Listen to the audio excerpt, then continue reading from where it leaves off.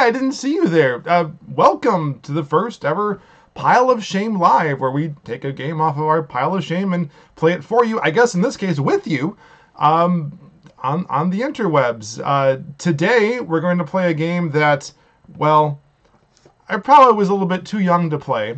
And it's about 35 years old now, and, well, it's, let's just say, man, this was better the first time I did this.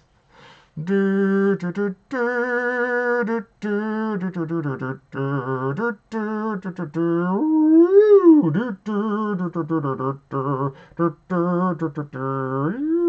that's enough of that. This is Hitchhiker's Guide to the Galaxy, an adventure game made for Infocom by Douglas Adams and some other guy whose name currently eludes me. Just a second here. Let's see who helped make this. Stephen Moretsky. I always thought for some reason that Douglas Adams had done this game all by himself. Silly me. I should know better. I mean, you know, these scripts are probably not entirely foolproof, because as he has written in one of his books, you can never underestimate the ingenuity of a complete fool. Or is a complete idiot. Close enough. Anyway, hello. This is a game that was released in 1984. Text adventure, no graphics, no nothing. So you get things like this box, which is essentially a copy of the Hitchhiker's Guide itself.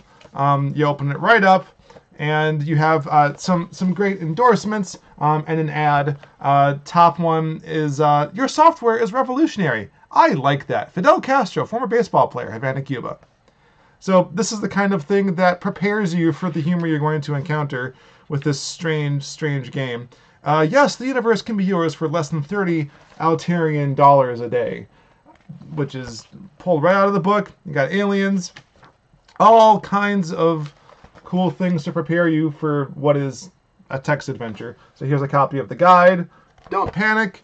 This box is great. This is actually a Tandy version, although the disc isn't here. We're not going to play the disc version. What this is, though, is something full of feelies, and these are things that Infocom Adventures and maybe some other adventure companies were pretty famous for, because what are you going to get from a text adventure? Not enough, basically. So this is where marketing can really save a video game, especially in the early 1980s. So some of these feelies include the destruction order for Arthur Dent's house. Behind that, a destruction order for the Earth. Spoilers. Some peril-sensitive sunglasses, which it encourages you to wear when reading off your abysmal score. It's just a pair of completely opaque sunglasses. Some pocket fluff, which is an item in the game. I think there's supposed to be some kind of tag on top that identifies it. It was white, I believe. Not so sure. And then not present in my copy is a microscopic space fleet, which is a bag like this, but empty. Or is it? We got the ways to sign up for the hint line and warranty card, stuff that I think is a little bit late to use now, 35 years later. And then, oh my goodness, we have a nice big poster of all the other Infocom adventures you can get. And apparently, Hitchhiker's Guide is in the science fiction column under the standard difficulty, which, if you've played this game before, yeah, that feels a bit wrong. So, here we are. Like I said, we're not going to be playing precisely this version of the game. We're going to be playing something a little bit better. I have beaten this game before. It's been a while. So what do you all think? I think we should do it this way. We should try it where for the first few minutes I'll take suggestions from the chat, and I'll only pick wrong answers, because I know how to beat this game, but it's not fun if you just know all the right answers and go straight through it. I'm sure I'm gonna not remember certain parts and have to work at it, but at the beginning I'm pretty sure I know how to get through it. So that's what we are going to do today. I'm gonna look at the chat real quick before I move on. Oh dear. Yep, everyone can hear me. Everyone's excited. Okay, let's just get right into it then, shall we? Shame. It didn't work. Let me try that again. I don't know why it didn't remember my settings there. Okay, let's get right into it, shall we? Shame. You know, for kids. I just got to push this nice big red. Who doesn't like a nice big red button? I tell you. Okay. So, as it is a text adventure, there's not a lot to see. I will assist by reading what's on the screen. I don't know if your resolution, if you're watching like on like your phone or whatever, would really allow for that. This is actually a 30th anniversary version that the BBC put together of the text adventure, added some graphics. You can see the keyboard and stuff there. I've covered it up partially with myself because you don't really need to see me typing. No, the important parts are here, and the graphics here, and there's an inventory system down here. And then partially covered by the Pile of Shame logo is the north, south, east, west. Not really important for you guys to see. I know where I am, more or less. So before we start, did everyone bring their towels?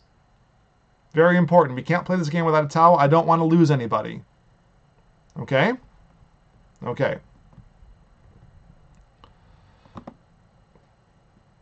Now, allegedly, I'm supposed to be able to get the chat in my streaming window here. So I can't see anything now. Just a moment while I try to figure out.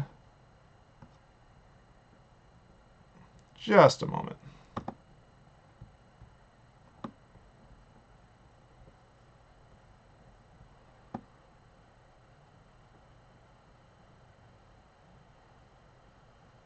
Not now.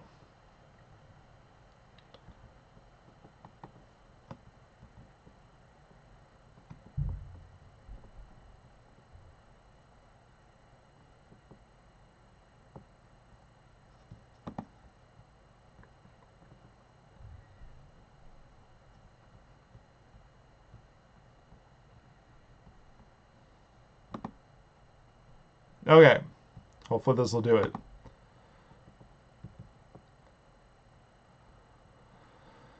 I'm sorry, I didn't mean to waste our tome, Namcor.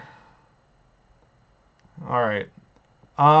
So, let's begin, shall we? You wake up. The room is spinning very gently around your head. Or at least it would be if you could see it, which you can't. It is pitch black. Favorite way to start a game. Alright. What should we do first, everyone?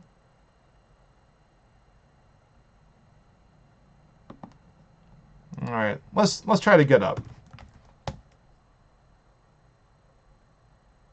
Now, if I'm remembering correctly, it didn't understand the words "get up" in the original. Actually, I can look in the box here for all the verbs that this game can understand. It gives an example, a set of examples that you can do. Yep, some recognized verbs. Get is not in the list. There's give, there's follow and hang. Well, I mean, it's not an all-inclusive list. But anyhow, we got up. It's very difficult, but you manage it. The room is still spinning. It dips and sways a little. Does anyone have any recommendations for what to do next? All right, Trace has to go west. So let's just go west. You can't go that way.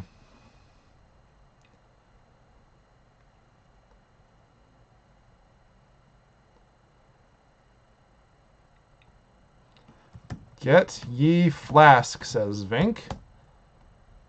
I don't know the word ye. Get flask. All right. Let's look around and see what we got. It is pitch black. Well, that's very helpful. Turn on light. All right. Make tea. Fine. We'll make tea. You're talking complete nonsense. Pull yourself together. All right.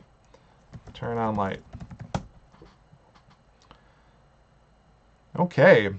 Good start to the day. Pity it's going to be the worst one of your life. The light is now on. bedroom. The bedroom is a mess.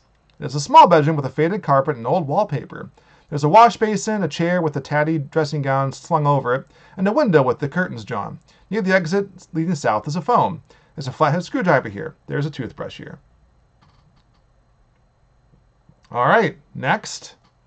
There's lots of things we can do.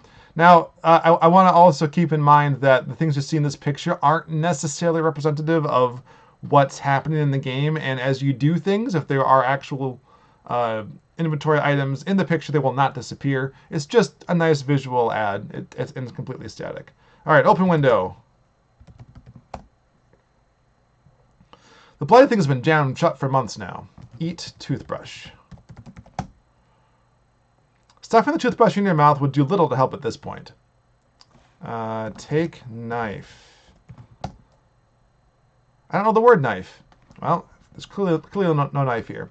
One thing you can do, and I don't know if this is an update since the original version, but you can do take all. Telephone. It dances around you like a thing possessed. Flathead screwdriver. It dances by you like a thing possessed. Toothbrush. You're certainly picking the tough tasks. The floor acts like a trampoline on an ice rink, or like something they've been working on for years at Disneyland. Your gown. Luckily, this is large enough for you to get a hold of. You notice something in the pocket.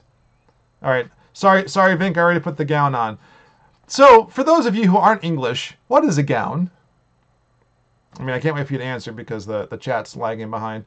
But it's a bathrobe. That's all it is. Nothing special. So, look in pocket. It's hard to open or close the pocket unless you're wearing the gown. Not true in the real world, but we're just going to go with what the game is going to make us do. So I'm going to wear a robe. I'm going to call it a robe. You are now wearing your gown. So it understands synonyms, at least in some cases. Okay, open pockets. Opening your gown reveals a thing your aunt gave you which you don't know what it is. A buffered analgesic and pocket fluff. Ooh, very nice. So, pocket fluff, eh?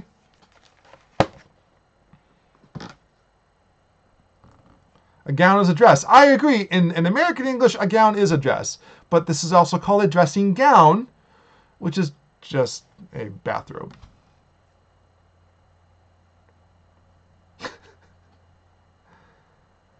Yeah, now, of course, like, it's just, yeah, gown doesn't equal robe, and, yeah. Eat fluff. All right, eat fluff. That's what we're doing. Stuffing the pocket fluff in your mouth would do little to help at this point.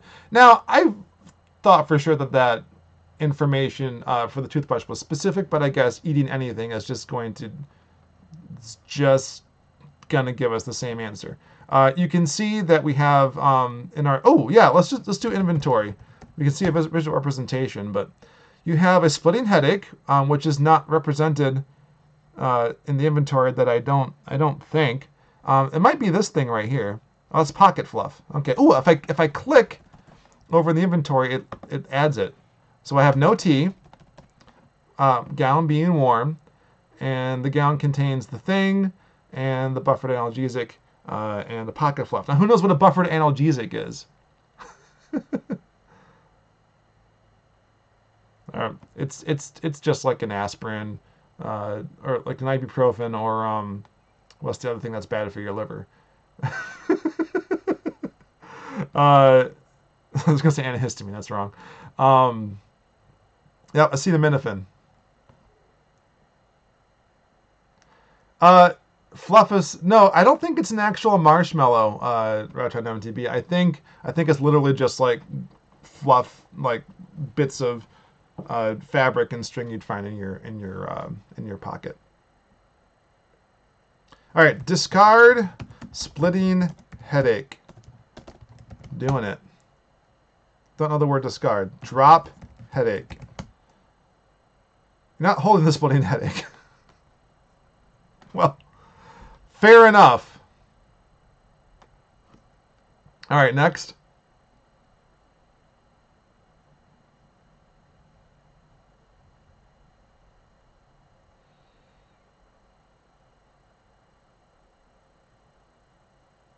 just gonna sit here. Now this chat stuff's gonna take way too long.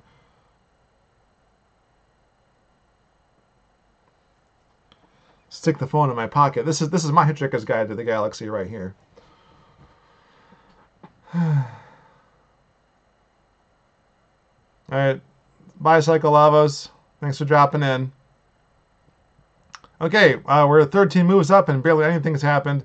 I'm just gonna do the obvious thing and eat thing. Fair enough. All right, I wonder if take medicine will work. Let's try that. Hey, my pills! I need my pills! All right. Take pill. You swallow the tablet. After a few seconds, the room begins to calm down and behave in an orderly manner. Your terrible headache goes. Well, it's gone now. I don't think it was ever in our inventory. It really belonged there. But here we go. Did everyone hear the sound that the game actually made there? I can't hear anything right now, but I believe it beeped at us. It went. That is actually a sound from the radio show, for those who don't know. So I'm very pleased, and I assume that since the BBC made this, they have the rights to using the sound. And sorry, BBC. Okay, so now what should I do? Wrong answers only. I'm gonna take everything in the room, because in adventure games you have to take everything.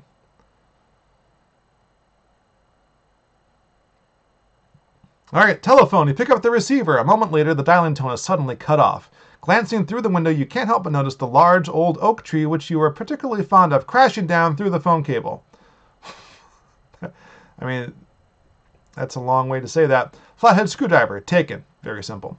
Toothbrush. As you pick up the toothbrush, a tree outside the window collapses. There is no causal relationship between these two events. Shouldn't you be taking more interest in events in the world around you while you've still got it? There's no still in there, but I added that. Kill lamp. But I love lamp. You're obviously letting things get to you. You should learn to relax a little. Well, clearly, this game has no idea how hard it was to start this stream. All right. Let's see. Can I go north? Can't go that way. Can I go west? Can't go that way. Can I go east? Can't go that way. Okay. Astoundingly, a bulldozer pokes through your wall. However, you have no time for surprise because the ceiling is collapsing on you as your home is unexpectedly demolished to make way for a new bypass. You are seriously injured in the process, but on your way to the hospital, a fleet of Vogon constructor ships unexpectedly arrives and demolishes the Earth to make way for a new hyperspace bypass. Better luck next life. Now, if you're a kid like me, 30 years ago, and we're playing this game, you'd be like, what? What? The Earth got destroyed? I mean, that's kind of a crazy way to end the game, but whatever. All right, you're about to give you your score, put on your peril-sensitive sunglasses, and hit return or enter when ready. Okay, here we go. How we do, everyone? I literally can't see anything. I'm sure it's abysmal. All right, your score is a 10 out of a possible 419 turns. Let's start over. I said start over. Restart. Fine. All right, it's pitch black again.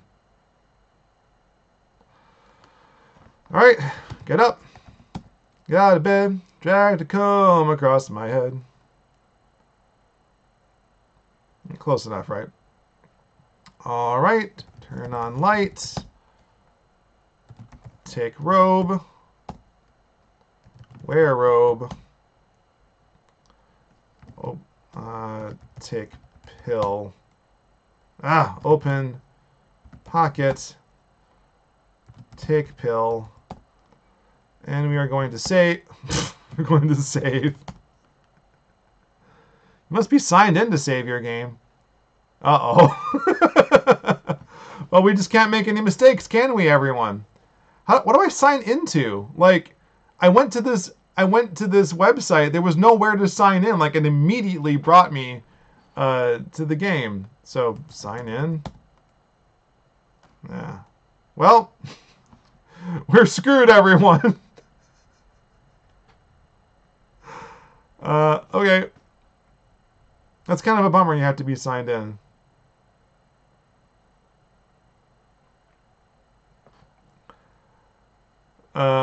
Okay, I took the pill. Take all.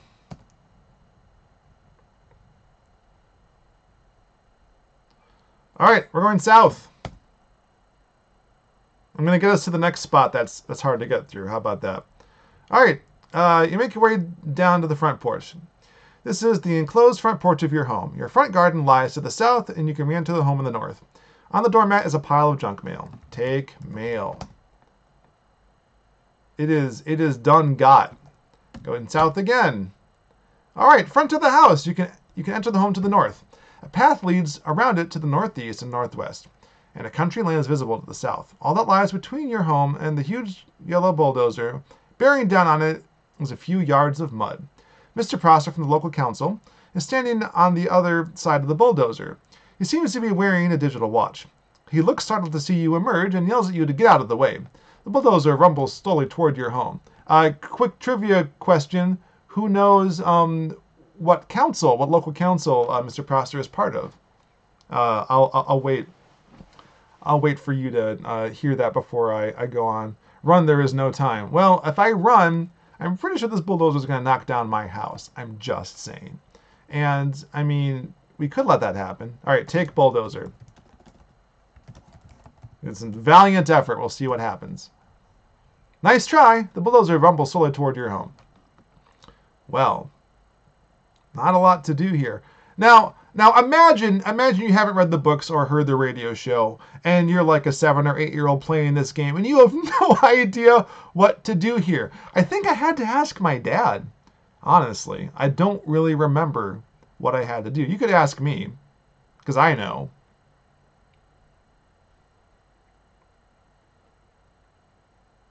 All right, nobody has answered, so the answer is Coddington, the little cruddy village of Cruddy Coddington, as was said in the radio play by a character who was cut from almost every other version of the story. I really recommend listening to the radio version. It's very different than any of the books. There's an entire second season, in fact, that was never turned into any other medium. So very interesting stuff. Prostrate yourself. I'm just going to say lie down. That's not the wrong answer, but we're just going to do it. You lie down in the path of the advancing bulldozer. Prostrate yells at you, for Christ's sake, move!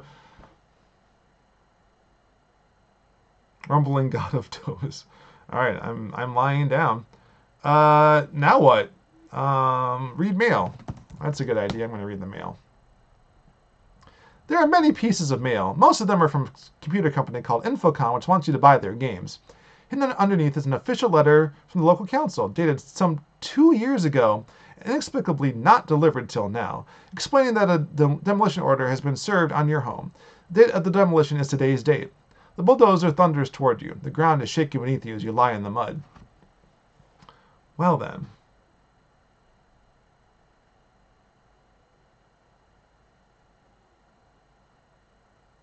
Get up. All right, get up. You're safe! Prosser heaves a visible sigh of relief, shakes his head, and wipes his brow.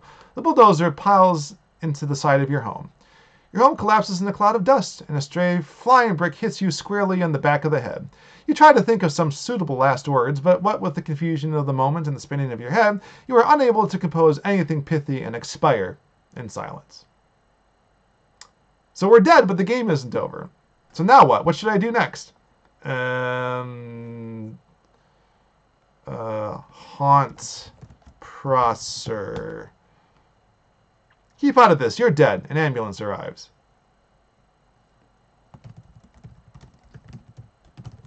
All right. You keep out of this. You're dead and should be concentrating on developing a good firm rigor mortis. You're put in the ambulance, which drives away. So, how many 7-year-olds know what rigor mortis is? I'm just saying. This is a very strange game. All right. I want to go to the pub. Which way was that? To the southeast? I don't really remember. All right. Going south.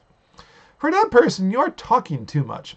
As the ambulance reaches the mortuary, a fleet of Vogon constructor ships unexpectedly arrives and demolishes the Earth to make way for a new hyperspace bypass. About to give you your score. Here we go. Again, 10 out of 413 turns. Well,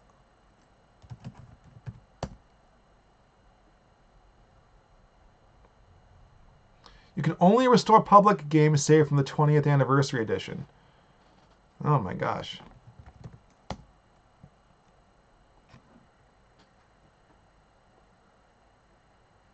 Wow, I've quit and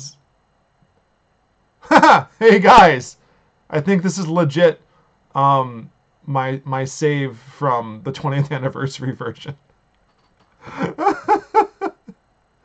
All right, let's see if I can make an account and sign in quick. Oh, yikes. Okay. Boof. Good gravy. I'm even allowed to sign in? I'm not British.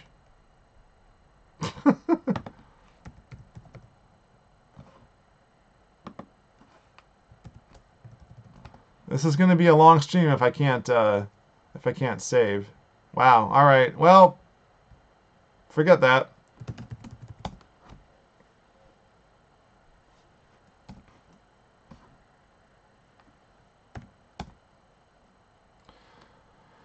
All right, get up.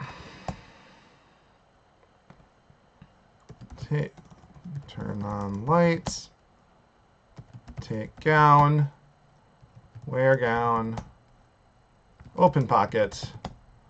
Take pill. All right. Take all. South. Take all. South. Lie down. Read mail. There's a link. I can't get to the page bank. Can you send me a link?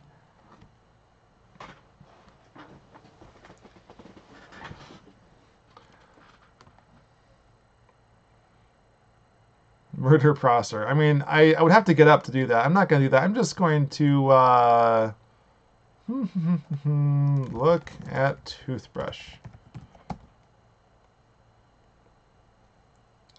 Let's look at every other toothbrush you've ever seen. Look at screwdriver. I mean, I was hoping it was, you know, a drink, like a little hair of the dog, but that works too. It looks like every other flathead screwdriver you've ever seen. With the terrible grinding of gears, the bulldozer comes to an abrupt halt just in front of you. It shakes, shudders, and emits noxious substances all over your rose bed. Prosser is incoherent with rage. So is my narration, apparently. Moments later, your friend Ford Prefect arrives. He hardly seems to notice your predicament, but keeps glancing nervously at the sky. He says, "Hello, Arthur," takes a towel from his battered leather satchel, and offers it to you.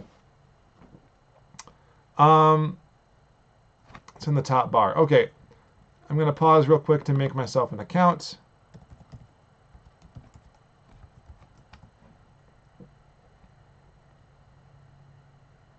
Sign in. I'm going to do this off screen so you can't see me. All right, accounts.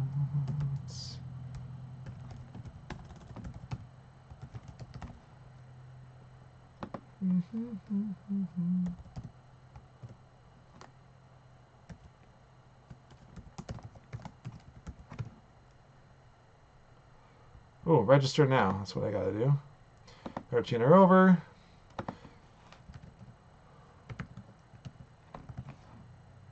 Oh, it's British, so I got to put day, month, year. Just confusing. What's this for? Continue. Country, USA.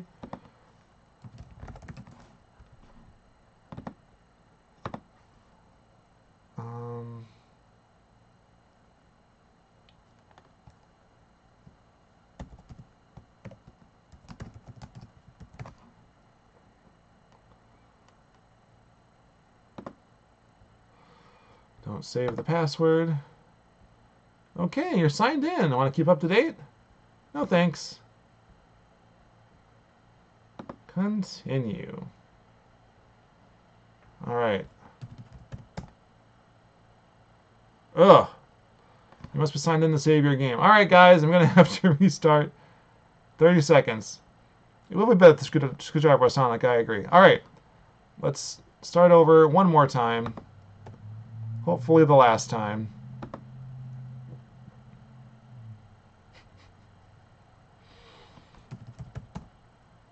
I am signed in. All right. All right. Listen.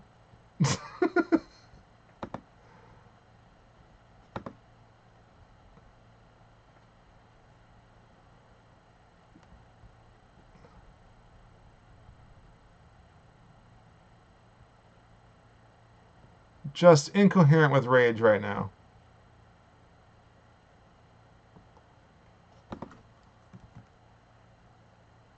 Let's do this. Merp. Merp. Merp.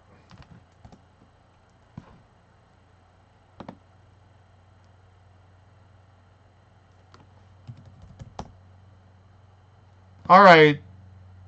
I'm not amused, guys.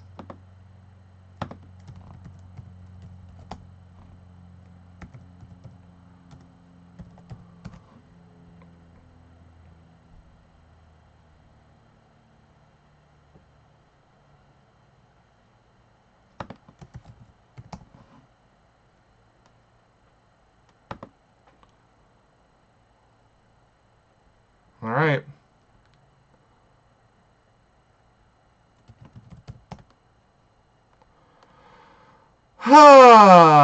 Technical difficulties part 2. This is great. This is great cinema right now. All right. Turn on light. Wear gown. Take down. Oh my god, get up. Restart.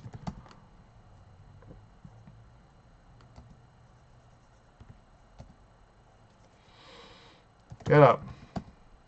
Turn on light. Take gown. Wear gown. Open pocket. Take pill. Take all. South. Yeah, I'm actually signed in, so good gravy. I'm looking at it off screen. It could be I have to sign in over here. All right, just a second so that you can't see what I'm doing. This stinks.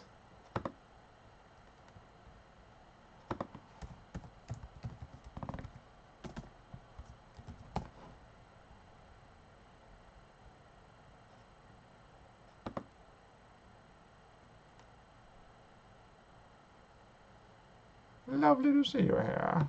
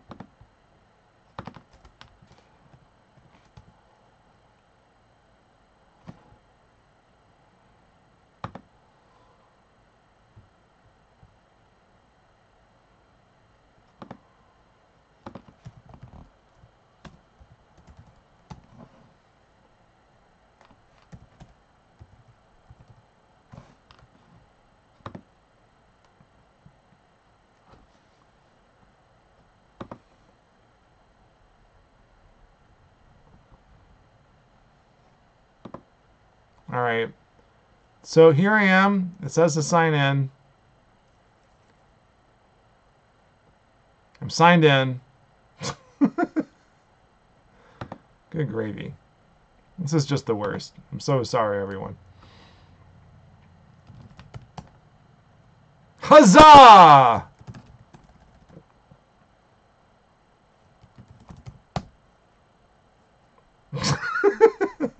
Okay, get up. Turn on light. Take gown. Wear gown. Open pocket. Take pill. Take all. South. Take all. South. Lie down. Save. Oh, so much effort. I'm so sorry. We're going to call it Earth. Okay. Look at mail.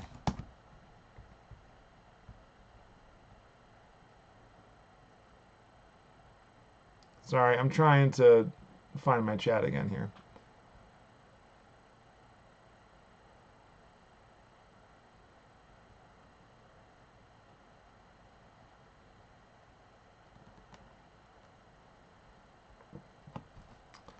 All right, look.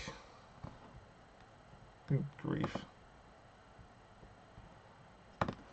Look at toothbrush.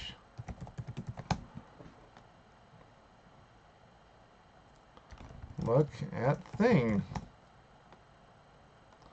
The thing your aunt gave you. Apart from the label on the bottom saying made in Ibiza, it furnishes you with no clues to its purpose, if indeed it has one. You were surprised to see it because you thought you'd thrown it away. Like most gifts from your aunt, you've been trying to get rid of it for years. Alright, and then we have Ford showing up. I'm going to take... Actually, no, I'm not going to take the towel, because if I take the towel, what happens? You know what? Let's take the towel, guys, and see what happens. As you take it, Ford says, look, thanks for lending me the towel. Been nice knowing you. Gotta go now. He smiles oddly and walks down the country lane. So, well, I just lost Ford. And I'm dead. So, well, I can't even restore until I've thoroughly died.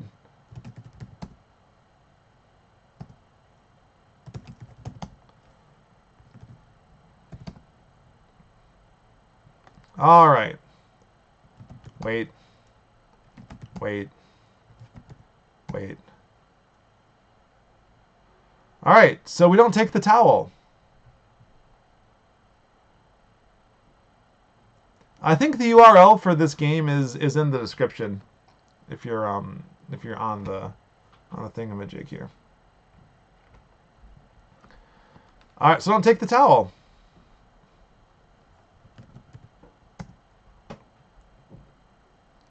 Ford glances uncomfortably at the sky. He offers you the towel again. You need to take this towel. I have mine.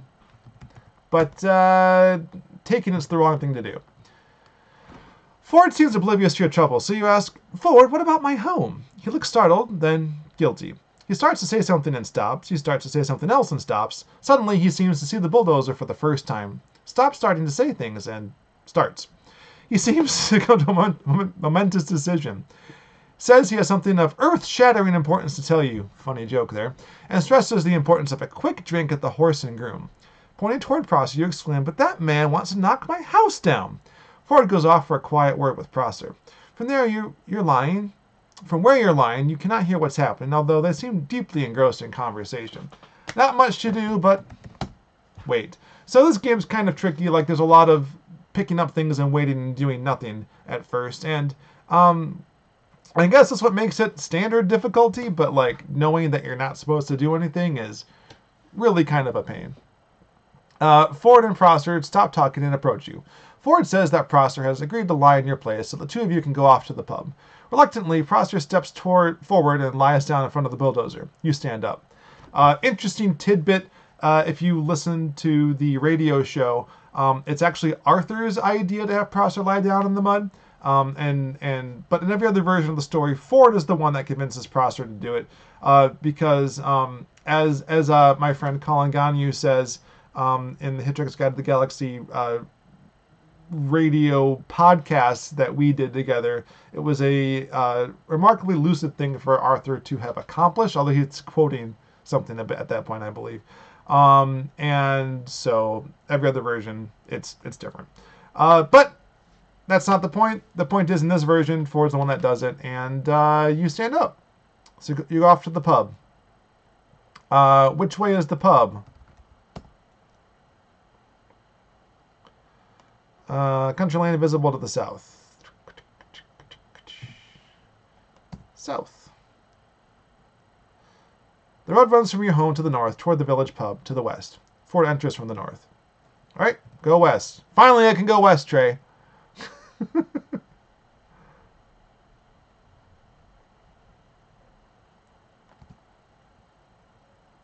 All right, here we are. The pub is a pleasant and cheerful and full of pleasant and cheerful people who don't know they're got about 12 minutes to live and are therefore having a spot of lunch. Some music is playing on an old jukebox. The exit is east. There's a barman serving at the counter. Behind the bar is a shelf. It is full of the sort of items you find on shelves behind bars and pubs. Ford hurries after you. All right, at this point, I'm going to do only right things because we are an hour in and we were not going to get very far if we can't get off the friggin' earth. So, look at the shelves. On the shelf behind the bar is the usual array of bottles, glasses, and soggy beer mats, some packets of peanuts, and a plate of uninviting cheese sandwiches. Cheese sandwiches.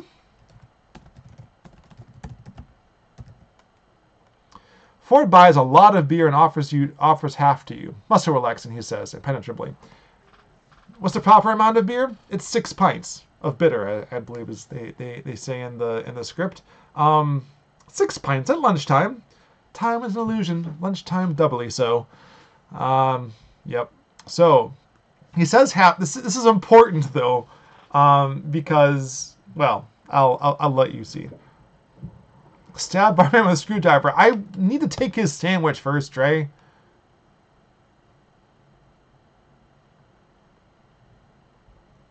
All right, drink the beer. Drink. It is very good beer, brewed by a small local company. You particularly like its flavor, which is why you woke up feeling so wretched this morning. You were at somebody's birthday party here in the pub last night. You begin to relax and enjoy yourself, so when Ford mentions that he's from a small planet in the vicinity of Beetlejuice and not from Guilford, as he usually claims, you take it in your stride and say, oh yes, which part?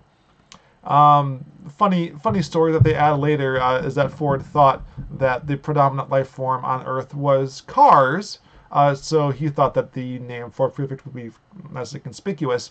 And for those who don't know, Ford Prefect is a particularly terrible car that I don't believe was produced in North America. All right, drink. I'm in a pub. What do you do in pubs? You drink. Lots of beer. It's very pleasant stuff with a good dry nutty flavor, some light froth on top, and a deep color. It is at exactly room temperature, which happens in England. You don't drink cold beer anywhere else but the U.S. apparently. You reflect that the world cannot be all bad when there are such pleasures in it. Ford mentions the world's going to end in about 12 minutes. Man, I love the script for this. It's so good. All right, time to drink a third drink. Drink lots of beer. There's a distant crash, which Ford explains is nothing to worry about, probably just your house being knocked down. All right. What? All right, so we're going to drink some more because it didn't specify there were only 6 pints and 3 for me, so I'm going to have a 4th drink just for funsies. You can hear the muffled noise of your home being demolished and the taste of the beer sours in your mouth. You get drunk and have a terrific time for 12 minutes. You have a terrific time for 12 minutes, are the life and soul of the pub, and tell some really great stories, make everyone laugh a lot, and they all clap you on the back and tell you what a great chap you are. Then the earth gets unexpectedly demolished. You wake up with the hangover, which lasts for all eternity. Scream into the void. So it's Tuesday. Score restored if a possible 400. So we've improved, guys. Restore. What? Oh, look at that. Eat me, Earth, and what?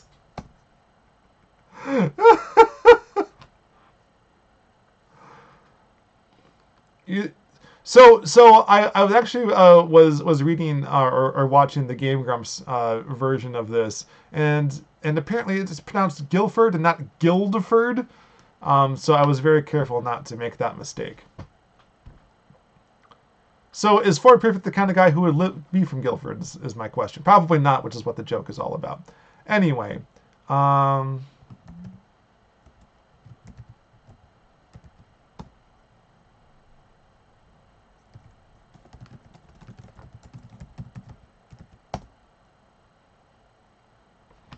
All right, I'm buying this sandwich. This is a very important sandwich. The barman gives you a cheese sandwich. The bread is like the stuff that stereos compact in. The cheese would be great for rubbing out spelling mistakes, and margarine and pickle have performed an unedifying chemical reaction to produce something that shouldn't be but is turquoise. Since it is clearly unfit for human consumption, you are grateful to be charged only a pound for it. All right. Leave pub. I don't remember which direction I'm supposed to go, so I'm just going to leave.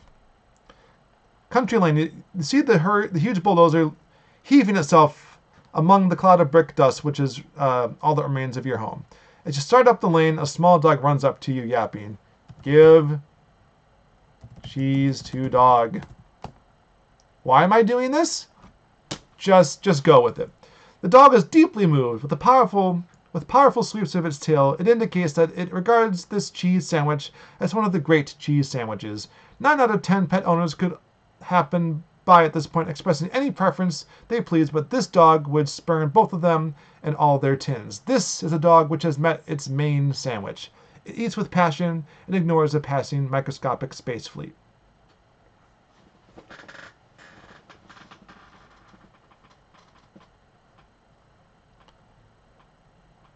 Ibiza?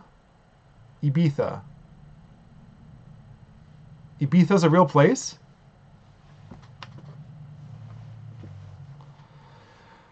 Okay. So, which heckin' way is my house?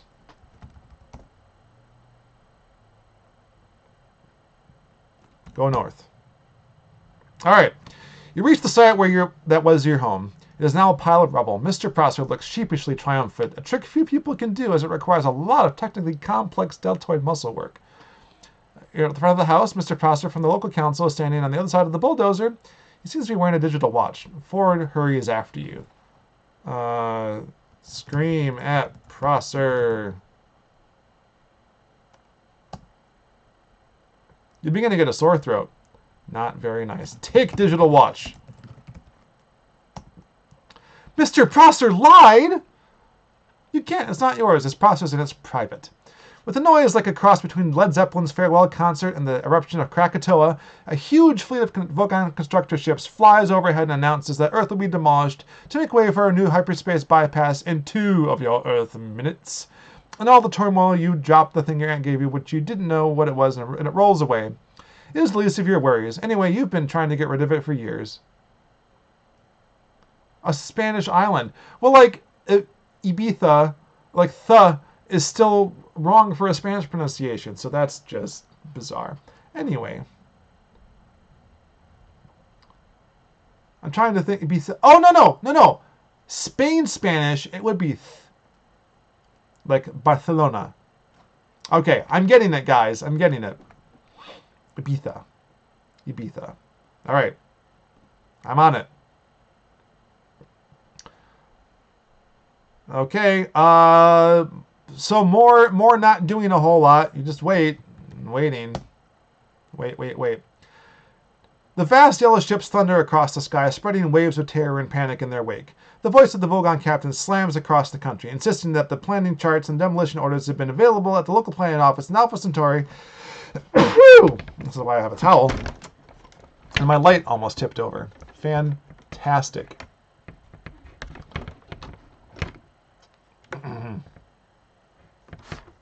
Hold still, light. All right. For 50 of your Earth years, and it's too late to start making a fuss about it now. Through the noise, Ford is shouting at you. He removes a small black device from his satchel, but accidentally drops it at your feet. Take device. Taken. Fierce gales whip across the land, and thunder bangs continuously through the air in the wake of the giant ships. Ford tries to reach you, but the wind is too fierce. Further announcements from the Vogon captain make it clear that demolition will begin in just a few seconds. Through the blinding rain, you see lights flickering on the small device. I'm going to save right there. I'm going to call it what again. And push lights. Pushing the sub-electronic at the signaling device accomplishes nothing.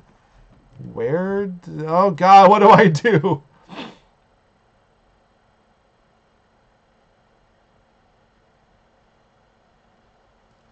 Push button?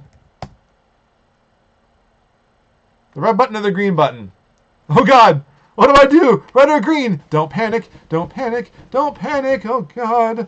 I'm gonna try the green push green button. Ah! Lights swirl sickeningly around your head. The ground arches away beneath your feet, and every atom of your being is scrambled, an experience you're probably going to have to get used to. You are in dark. It's fine. You're in dark a lot this game.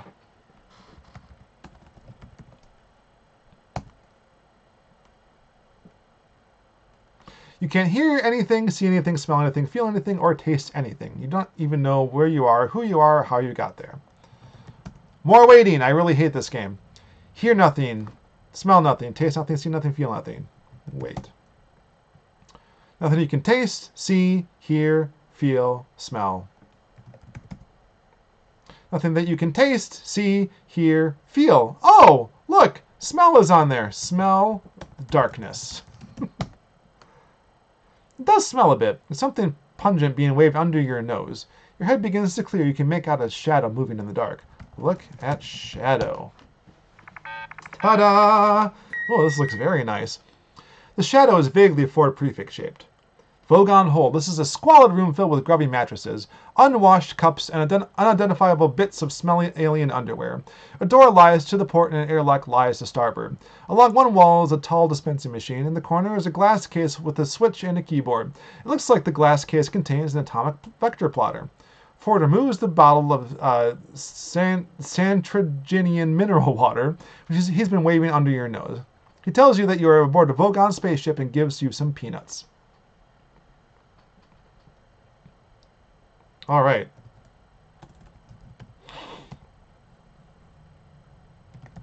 Save Vogon. All right. So, who knows where mattresses come from? Anyone? I forget the name exactly of the planet, but mattresses are alive and are killed and properly beaten. I mean, if I had the, I'm looking at my particular Hitchhiker's Guide here. The mattress globed. Main mattress pastime. Okay. All mattresses are called Zem, and they live in the swamps of Scornchless Zeta, or as they say in England, Zeta. Zeta? Zeta? I don't know. They say beta also, when I would say beta. So when they say things like Stavrombula beta, I had no idea that's what that meant. Anyway, many are slaughtered and dried out and shipped across the galaxy, but slept on by grateful customers. Though they do not appear to mind this, noting that since they are called Zen, they never know which of them have been killed. Anyway, so their concern and grief, globbering is kept to a minimum. Very interesting. Anyway. Okay, now we get a puzzle, finally, instead of just sitting around and waiting. All right.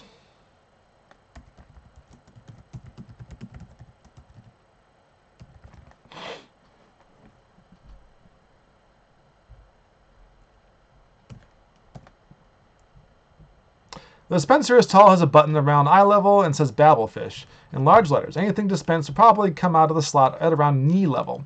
It bears a small label which reads, another fine product of the Sirius Cybernetics Corporation. So, not a lot of information to go on here, but push button. Oh, push dispenser button. A single Babel fish shoots out of the slot. It sails across the room through a small hole in the wall, just under a metal hook. You begin to feel distinctly groggy. Oh, eat peanuts. Yikes. You feel stronger as the peanuts replace some of the protein you lost in the matter transference beam. All right, take off gown. Hang gown on hook. Ford yawns. Matter transference always tires me out. I'm going to take a nap. He places something in the top of his satchel. If you have any questions, here's the Hitchhiker's Guide to the Galaxy, footnote 14. Ford lowers his voice to a whisper. I'm not supposed to tell you this, but you'll never be able to finish the game without consulting the guide about lots of stuff. As he curls up in a corner and begins snoring, you pick up the Hitchhiker's Guide. All right. Read guide. Consult guide about mattresses.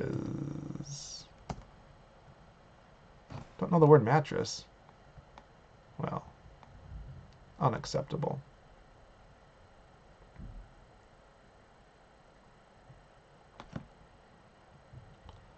I'm not going to attack the darkness tray.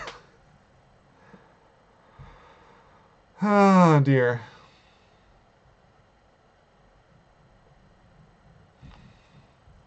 Consult guide about Earth. The guide checks through its sub-Ethernet database and eventually comes up with the following entry, mostly harmless.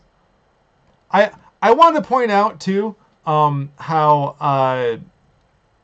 ahead of his time Douglas Adams was, because we had something like the internet back in 1984.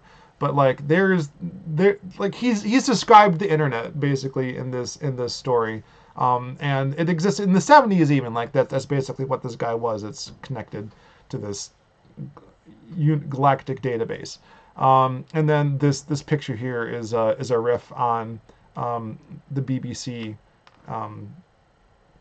thing, the in between transition thing. Yep, so that was a BBC number. Yeah, I think it's funny anyway.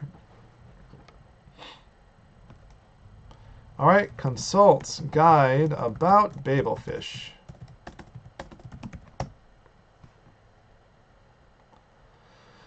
The guide checks through its database, blah, blah, blah. The mind-bogglingly improbable creature, the Babelfish, when placed in one's ear, allows one to understand any language. So rather than have Ford give this to me as it does in every other story, I have to get it for myself. So push dispenser button. Now that I've hung the gown. Oh, Lord. A single Babelfish drops out of the slot. It sails across the room and hits the dressing gown. The fish slides down the sleeve of the gown and falls to the floor, vanishing through the grating of an hitherto unnoticed drain. So I couldn't have seen the drain before now. Very frustrating. It is, of course, well known that careless talk costs lives, but the scale of the problem is not always appreciated. For instance, at the exact moment you said, consult guide about mattress, a freak wormhole opened in the fabric of space-time continuum and carried your words far, far back in time across almost infinite reaches of space, to a distant galaxy where strange and warlike beings were poised on the brink of frightful interstellar battle. The two opposing leaders were meeting for the last time. A dreadful silence fell across the conference table as the commander of the Volhergs, resplendent in his black jeweled battle shorts, gazed levelly at the Gugvant leader, squatting opposite him in a cloud of green, sweet-smelling steam. As a million sleek and horrible beweaponed star cruisers poised to unleash electric death at his single word of command, the Volherg challenged his vile enemy to take back what it said about his mother. The creature stirred in sickly, broiling vapor, with a U, and at that very moment, the words, consult guide about mattress, drifted across the conference table. Unfortunately, in the Volherg tongue, this was the most dreadful insult imaginable. There was nothing for it but to wage terrible war for centuries. Eventually, the error was detected, but over 250,000 worlds, their peoples and cultures perished in the Holocaust. You've destroyed most of a small galaxy. Please pick your words with greater care. Oh, goodness gracious. I love this game. Anyway. Oh, you can see here, too, that our current location is the Vogon constructor ship. All right. What am I doing? Put male in front of great Complete waste of time. Put mail over hole. It slips off the hook. Put mail on drain. I don't have the mail? Did I forget to grab the mail? Oh, for the love of Pete.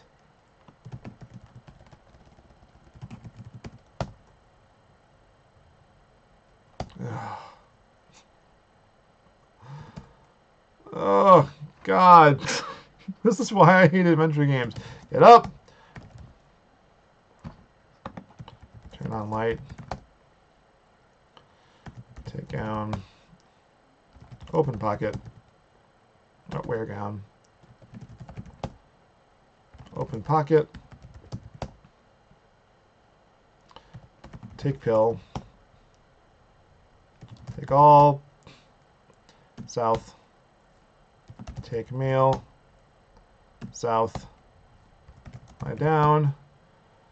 Read mail. Look at thing. Look at toothbrush. Look at gown.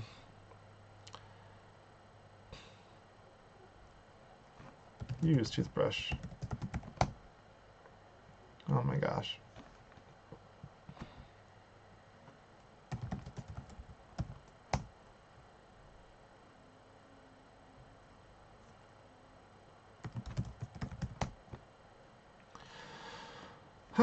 Wait. You stand up. Take towel. I'm sure that I forgot to do that too. Okay. Why didn't anyone tell me? I forgot the towel. Good grief. You always bring your towel.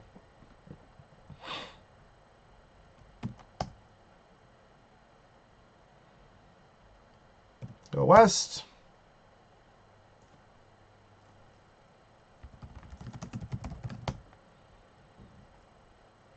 Drink beer. Buy sand, buy cheese. Take beer. Go drink beer.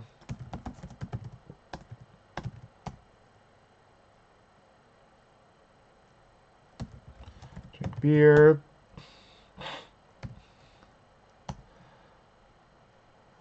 Go back home. Go back north. Scream into void. Oh, for the love of Pete. Cry. Don't know the word cry. Wait. Wait. Take device. Push green button.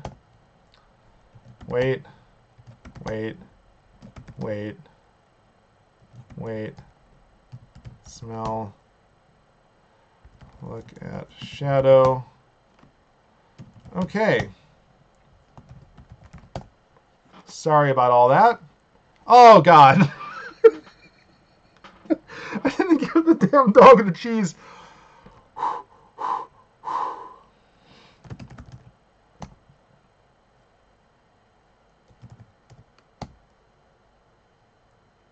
All right, I have the mail.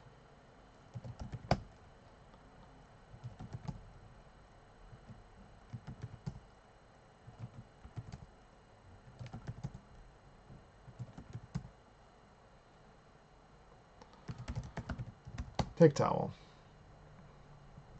Taken. I'm going to save. I'm going to go to the pub. I'm going to friggin' save.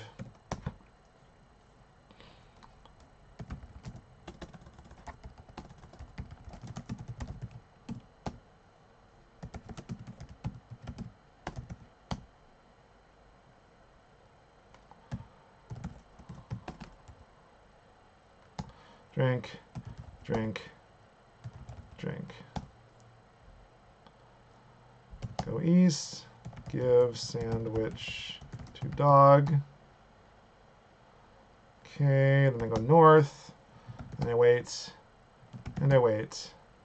And I take device.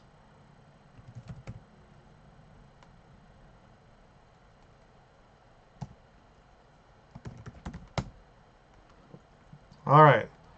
How does I push the red button? With a screech of iron brakes, the Sears Cybernetics Corporation repair robot pulls up on a bike from out of the sub-etha. Whoops!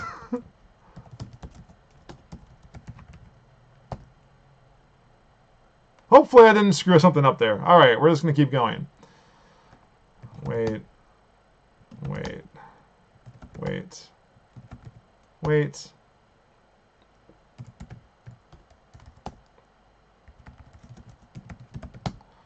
Look at Shadow.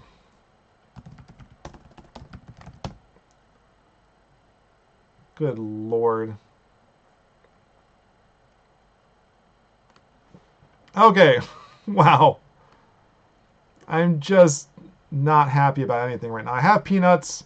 I have the device. I have a towel. I have everything I need, I believe. Am I good now? I think I'm good. Eat peanuts. Ugh. Don't have any peanuts here.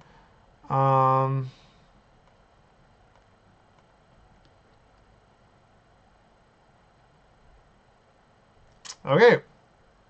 Take off gown. Put gown on hook. Put mail on drain. Drain is too large. Take satchel.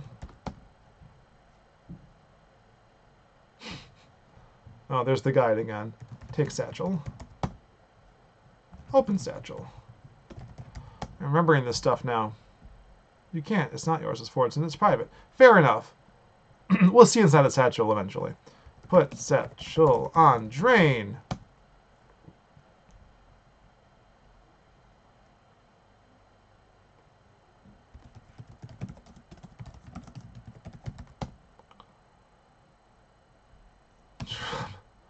Put towel on drain.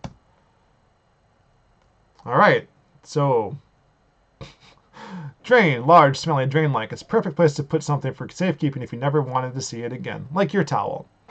Oh dear. Push dispenser button.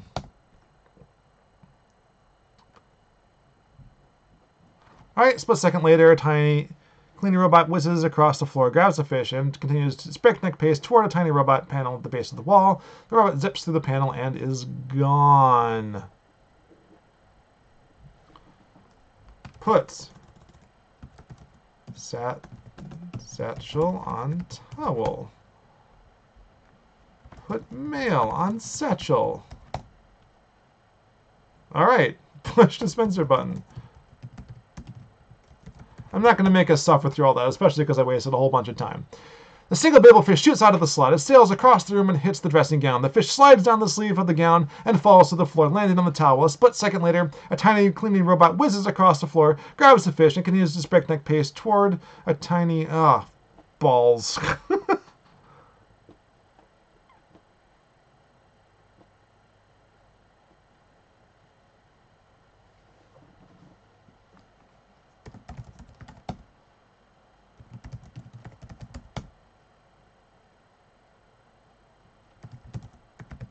Was the towel the wrong thing to use here?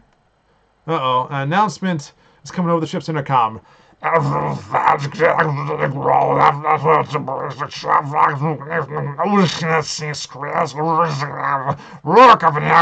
that's enough of that.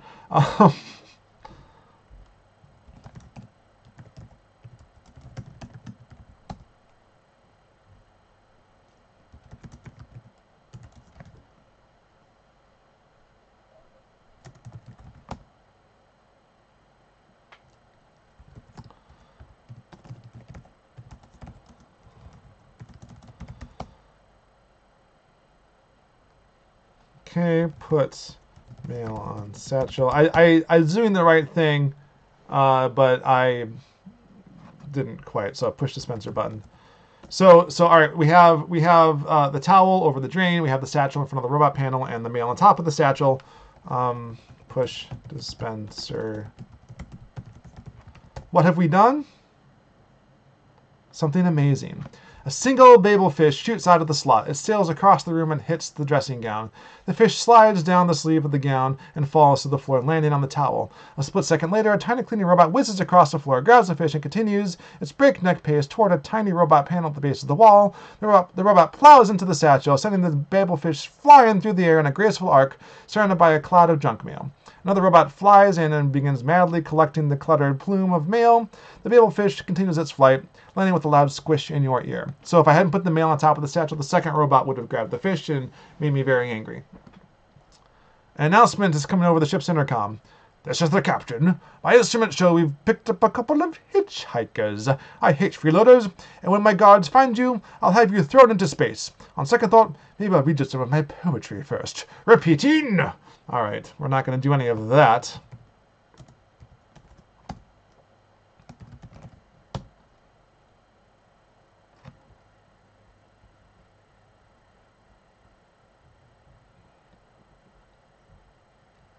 Good lord. Alright. I don't remember what happens next.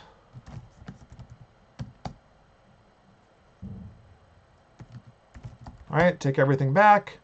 So I've taken the satchel, the towel, the gown, and the keyboard. What a concept. Oh! I need to get something... open panel. Ugh, nuts. Alright.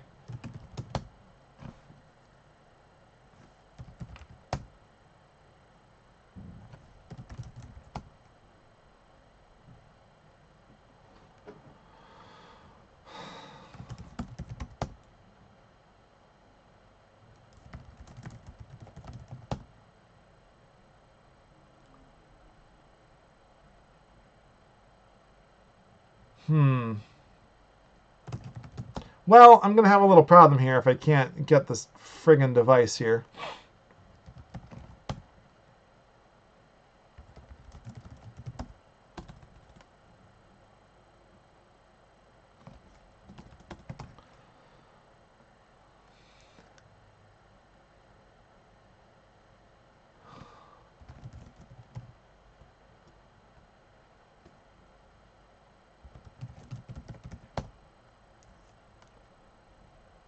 To open the case, type in the second word from the second verse of the captain's current favorite poem. Warning, an incorrect input will cause the case to explode. All right.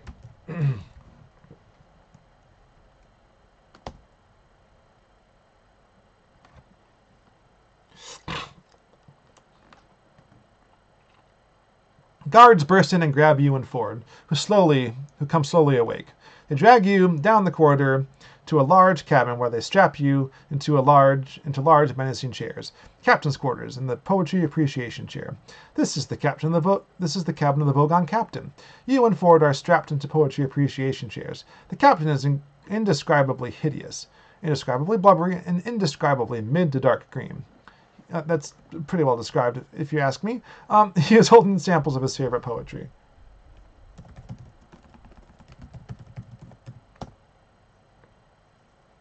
Cover ears with towel? Oh, I can't even spell towel, apparently. Ugh. Cover ears with towel.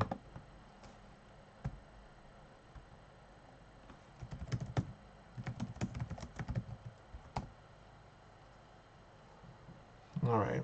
Wait. If he's going to read us his poetry, mutters Ford, sweating profusely, just pray he softens us up with some cudgels first. Hello, hitchhikers, begins the Vogon captain. I've decided to read you a verse of my poetry. Baby. Time passes. It is, of course, blah, blah, blah, blah. So what I say this time to make the things. Cover ears with towel is now the thing that blew up the galaxy. Oh, friddled grunt bugly, thy nacturations are to me.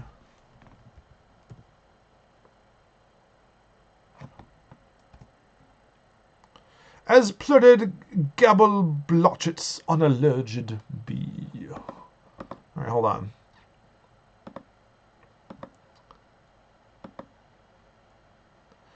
Second word from the second verse of the captain's current favorite poem.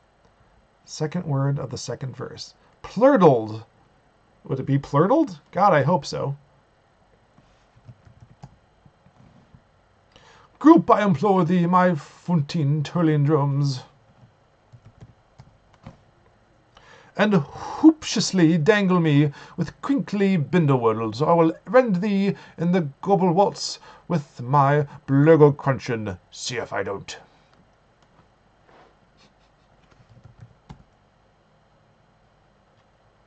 All right.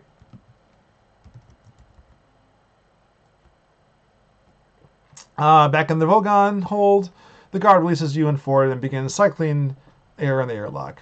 Hey guard, shouts Ford, do you really enjoy this sort of thing? Shouting, stomping around, and shooting people? Is it really a fulfilling career? Type on keyboard. Oh my goodness.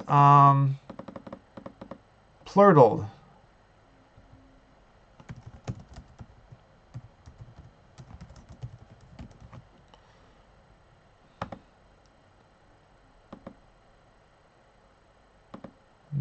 Triple checking this, all right? Plurtled. Don't know the word plurtled.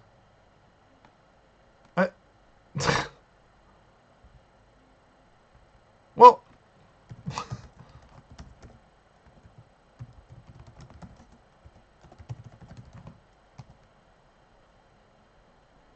the hull of the Vogon ship is virtually undamaged by the explosion of the glass case. You, however, are blasted into tiny bits and smeared all over the room. Several cleaning robots fly in and wipe you neatly off the walls. Well, I guess it wasn't plurtled. So here's the thing. I don't remember if it was the Vogon word and I shouldn't have gotten the fish so far.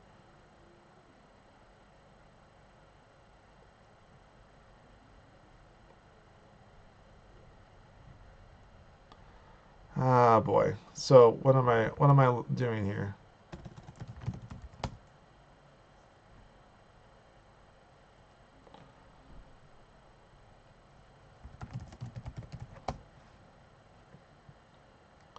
Second word from the second verse of the captain's current favorite poem.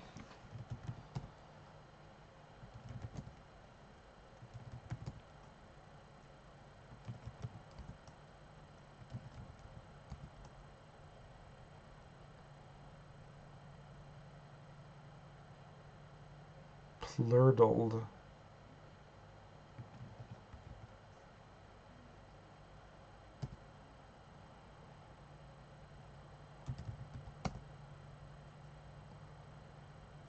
Oh. Okay, I see what I did wrong. So I didn't seem to enjoy their poetry at all, so we didn't get to the second verse. So.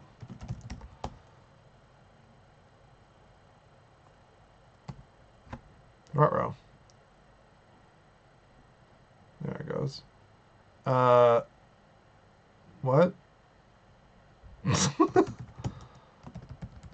Where am I? I think the game freaked out there.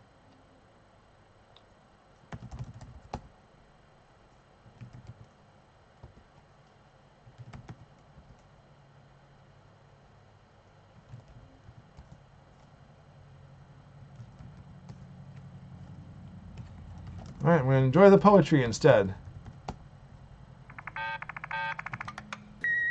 You realize that though Vogon poetry is indeed astoundingly bad, worse things have happened at sea and, in fact, at school. With an effort for which Hercules himself would have patted you on the back, you grit your teeth and enjoy the stuff. Let's not overdo it, okay? Alright. Wait. Alright, you look like you enjoyed my poem. I think, yes, I'll read the next verse also. Gashi Morphosite, thou extinguished whoopisk. I think this is an original verse for this game. Morphosite. All right. frippin' licious wimgunt, a whilst moon grovingly corzibs. Blame miserable vengeance, blame forever, mest English asunder frapped. Gerald without tude, form into formless bloit, why not then, moose? Since you somehow managed to survive 2 verses of my poetry, I have no choice but to space you. Guards! And guard grabs you and Ford and drags you toward the hold. Ford whispers, don't worry, I'll think of something. He won't. Hey, Vulpix.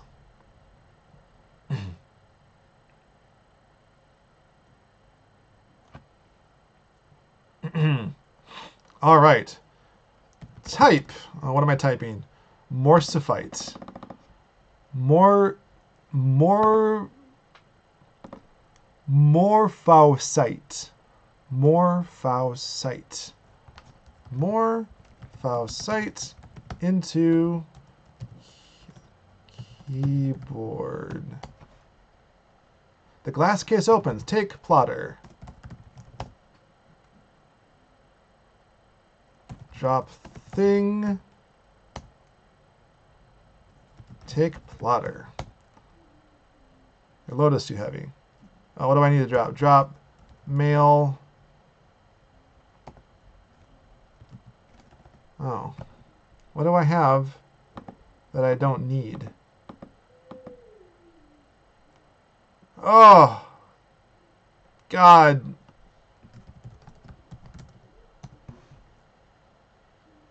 Save.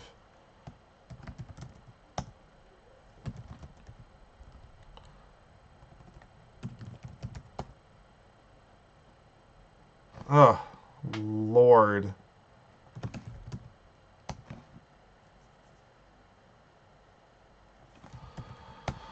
Oh, so sorry, everyone.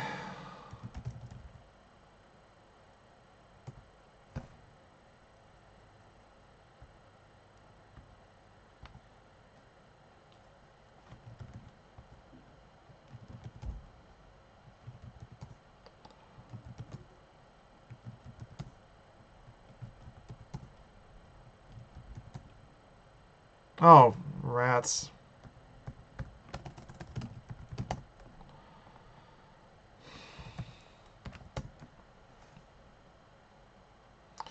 Take all.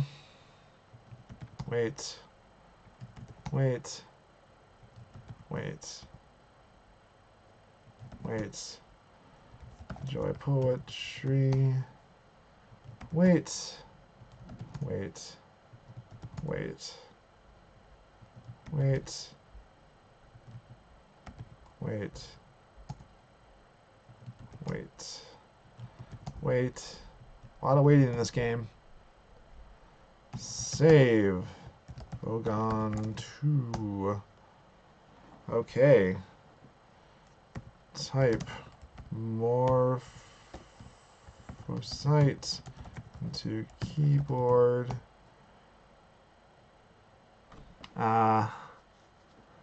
Drop thing.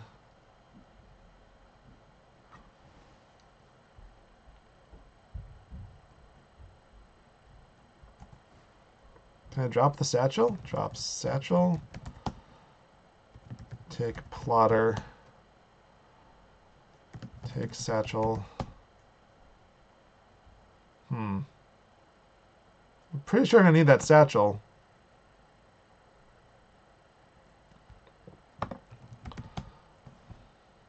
Ford points at the outer. Sorry.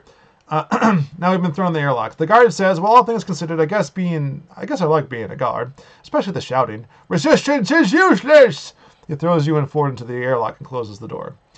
Airlock. This airlock has massive doors to port and starboard. Ford points at the outer door. In about 2 minutes, it will open and will be ejected in the vacuum of space. But don't panic, I'll think of something. He won't.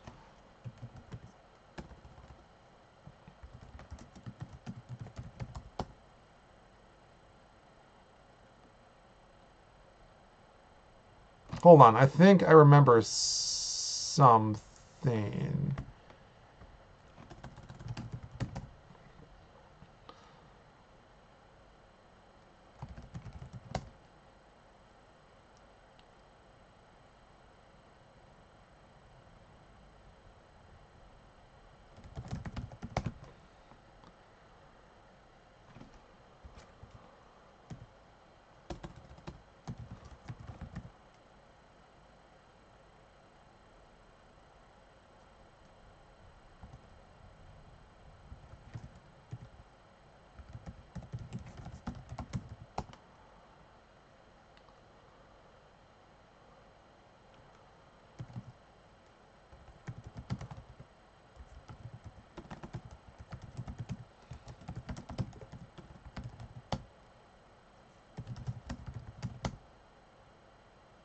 Ugh.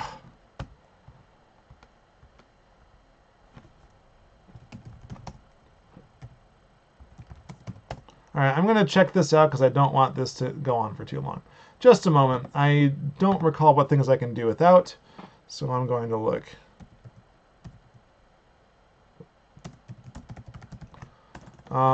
I know I need the satchel later. I don't think Ford's going to grab it if I don't. But the satchel is indeed very heavy.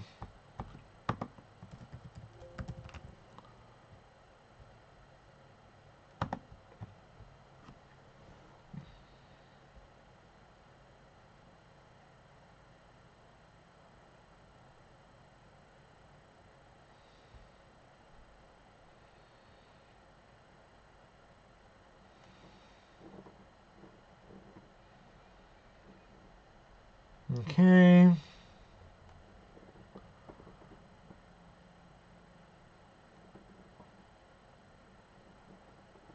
The pot of the towel on the gown. I don't need the satchel?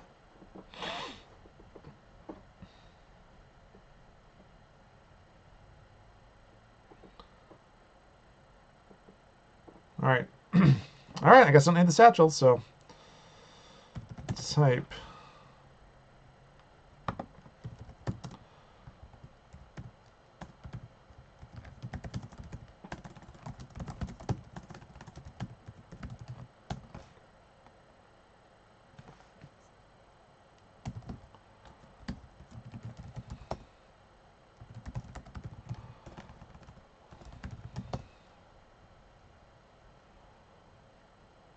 All right.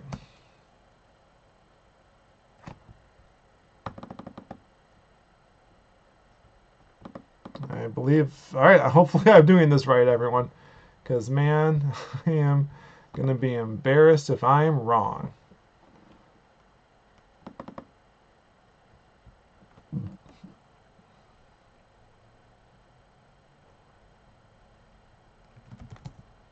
Yeah. What just happened? Oh, good Lord.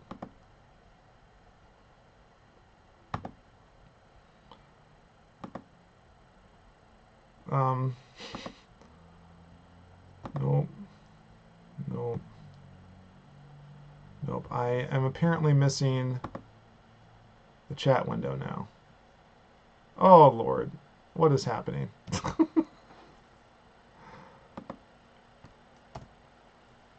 Okay.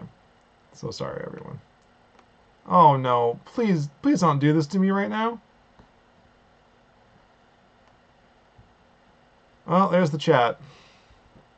Good gravy. There we go. Okay. Back in business. Wait.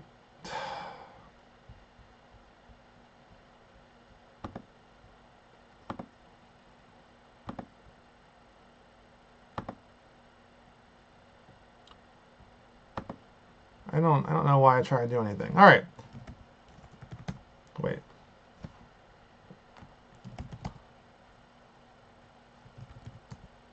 More waiting.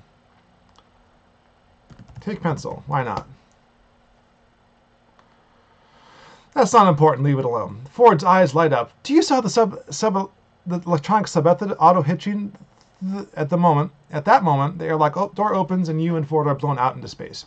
Your elbow must have stuck something in the Hitchhiker's Guide because it begins joining out an entry. Coincidentally enough, the entry on space. If you hyperventilate and then empty your lungs, you will last about 30 seconds in the vacuum of space. However, because the space is so vastly, hugely, mind-bogglingly big, getting picked up by another ship within those 30 seconds is almost infinitely improbable. Precisely 29 seconds later, you and Ford are scooped up by a passing ship. Gasping for air, you pass out.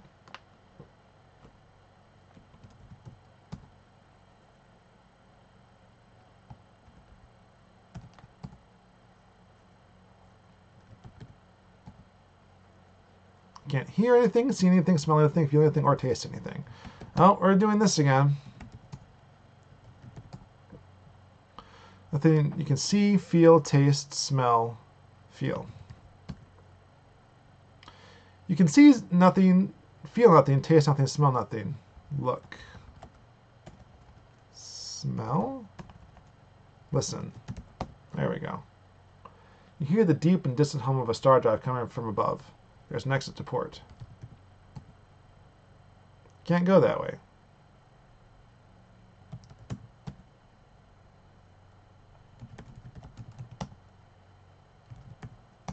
Can't go any of these ways. Aft. We were learning about the exit to port. So there wasn't an exit to the port. You have to go aft. Dumb. You emerge from a small doorway. Entry bay number 2. This is an entry bay for the Heart of Gold. A corridor lies aft of here. There's a sales brochure here. Take brochure. This looks like that incredible new infinite improbability drive spaceship, the Heart of Gold, says Ford with growing excitement. Announcement, announcement, this is Eddie, the shipboard computer. We've just picked up 2 hitchhikers in an improbability factor of 2 to the 21,914th power to 1 against. You're holding too much already. Well, fine. But now I think I can drop things and I won't lose them. Come on, let's look for the bridge. You follow Ford and eventually come to the bridge. This is the bridge of the Heart of Gold. A gangway leads down, and steam comes from an entrance to port. Is that entrance real? Next to the control console is Eddie, the shipboard computer. At the controls, apparently expecting you and Ford, there are a man with more than the usual number of heads, his name is Zaphod stitched on his shirt, and a dark-haired woman holding a handbag. Both seem somehow familiar. There's a molecular hyperwave pincher here. You're holding too much already. Hey, Zaphod, how you doing, says Ford. He's cool. Not bad, Ford. Great to see you, replies Zaphod. He's cooler. You suddenly realize that the woman is Tricia McMillan, call me Trillium, whom you were trying to pick up at a party in Islington just a few weeks ago, and that Zaphod is the guy she eventually left the party with. Odd. All right. Like my spaceship, Ford? Zaphod asks. Your spaceship, says Ford, losing his cool for a second. Yeah, I stole it, Zaphod admits. I'm going to use it to find the legendary lost planet of Magrathea. Let's go sit in the sauna while I explain. Zaphod, Ford, and Trillian all head off to port. Well, I have my towel.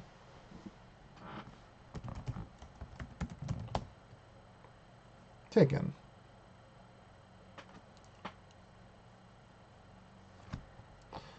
Goodness gracious. How's everyone doing?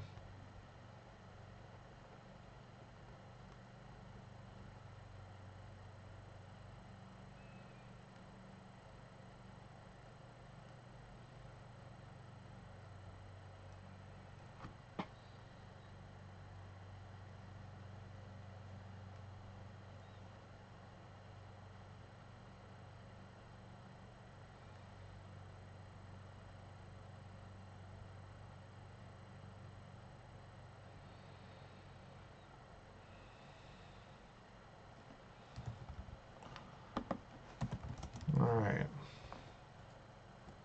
So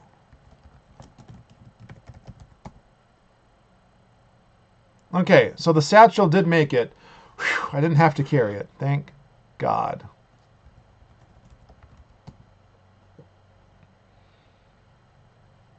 Well, they left the satchel in the handbag, and the thing that my aunt gave you, I don't know what it is.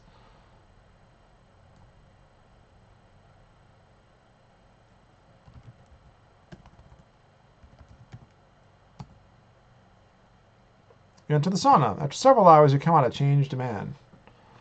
Maybe not. All right, down. Corridor 4N. This is the end of a short corridor that continues aft along the main deck of the Heart of Gold. Doorways lead 4 and port. In addition, a gangway leads upward. All right, we're going to go 4. Take brochure. We're back in entry bay number 2. Take brochure.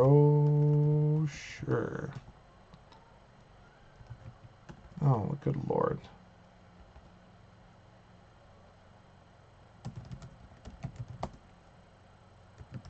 I don't know why they're making us go through this rigmarole, but here we are. Drop plotter.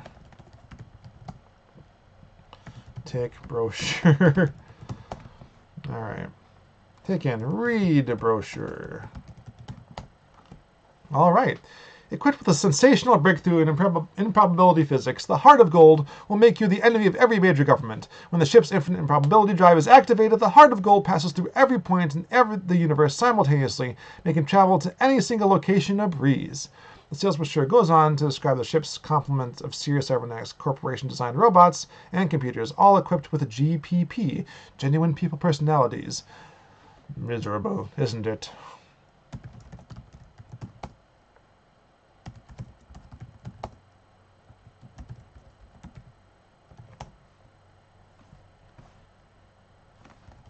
How am I holding too much? Drop thing. The thing keeps coming back in your inventory over and over again, by the way. So you can drop it as many times as you want. It's always going to come back.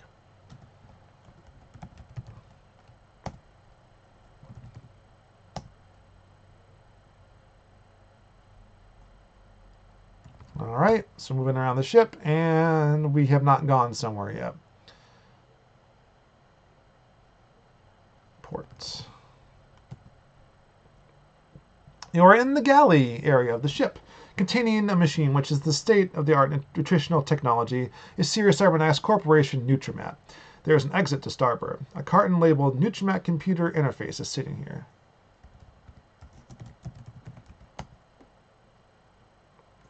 Open carton. Opening the shipping carton reveals a strange gun. Take gun.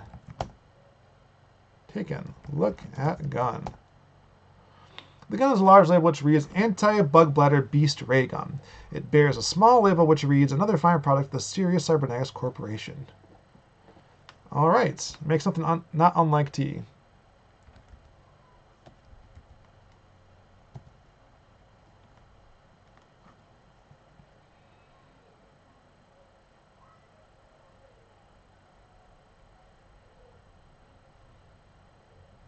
Okay.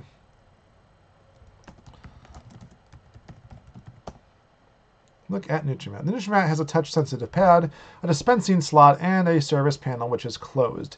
It bears a small label which reads another fine product of the Sirius Cybernetics Corporation. Open service panel. Why not? Reveals a circuit board. Look at circuit board. The circuit board is square, about 10 inches on each side, has a number of microchips and some printed circuitry, and a message printed in microscopic letters. There are also 8 dip switches marked cholesterol register, MSG specifier, thiamine stack, picantamate, flavor dump, vitamin interrupt, nose squencher, and bouquet arbitration bus.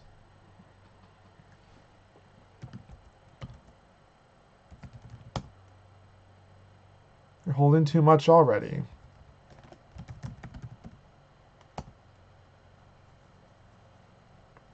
You feel a wave of depression sweep over you, and you turn to see that Marvin the robot has stalked miserably into the room. Dang it, Marvin.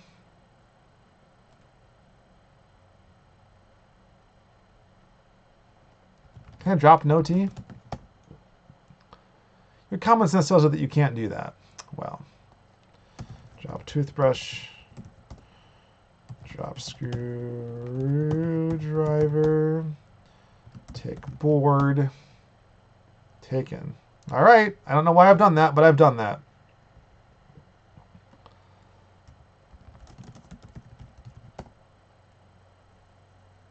Ah. Put board in Nutrimat. Done. All right. Use Nutrimat.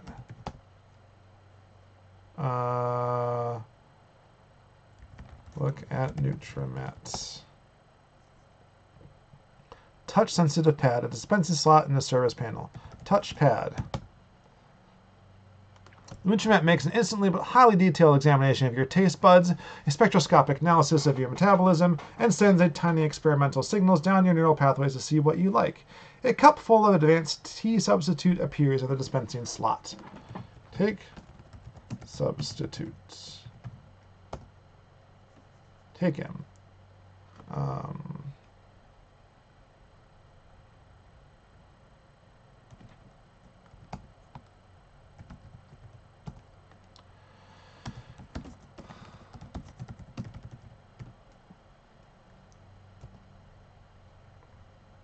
It tastes almost but not quite entirely unlike tea. It's absolutely disgusting. The cup itself vaporizes, part of the Galactic Anti-Litter Program.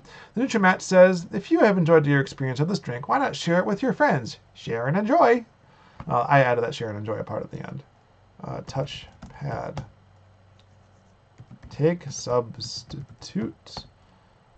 Look at plotter. So now you have all these things and you're on the ship and you're being left totally alone to your own devices. No one to interact with. No idea what you should be doing right now. So it's just kind of pokey guesswork at this point to figure it all out. Small receptacle, a long dangly bit, and it bears a small label which reads another fine product of the Sirius Cybernetics Corporation. Put bit in substitute. Done. Look at receptacle. It's a small receptacle.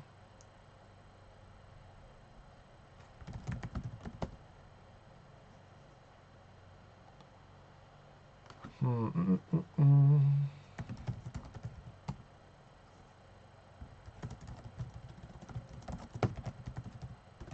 don't remember what to do here.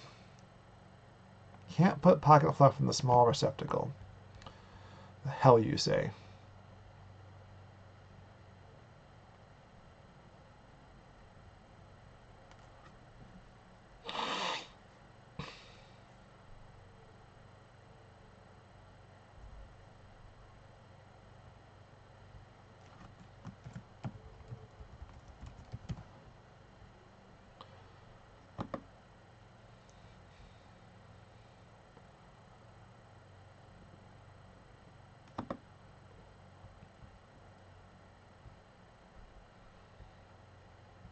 Well,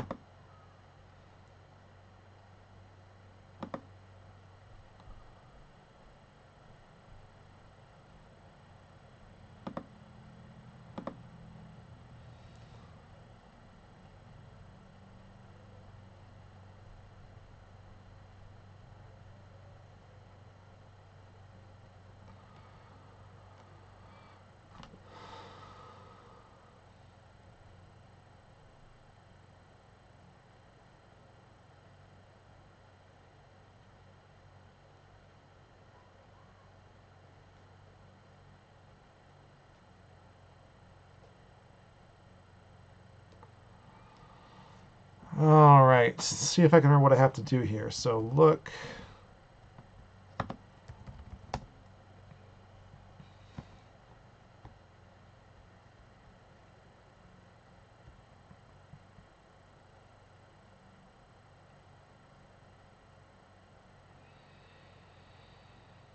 Do I have to go to starboard? Aft.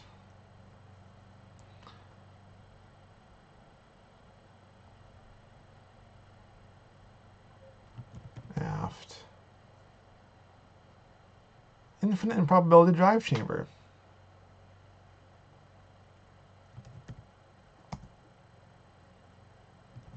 Keep going aft. It won't let me go aft. So, the entrance leads to the infinite improbability drive chamber. It's supposed to be a terribly dangerous area of the ship. Are you sure you want to go in there? Are you absolutely sure? I can tell you don't want to, really. You stride away with a spring in your step, wisely leaving the drive chamber safely behind you. Telegrams arrive from well-wishers in all corners of the galaxy, congratulating you on your prudence and wisdom, cheering you up immensely. I'm going aft. What? You're joking, of course. Can I ask you to reconsider? Aft. Engine room. You're in the infinite improbability drive chamber. Nothing happens. There's nothing to see. Look. I mean, there's nothing to see here. Stop lying to me, game. Engine room. Okay. There are a few things to see here. This is the room that houses the powerful infinite improbability generator that drives the heart of gold. An exit lies forward here. Sitting on the corner is a spare portable improbability generator. There's an ionic diffusion rasp here. There's a pair of hypersonic pliers here. Footnote 10. I mean, am I supposed to read the footnotes out of the book here? Because I don't know where I would find those. Appendix G, Appendix F.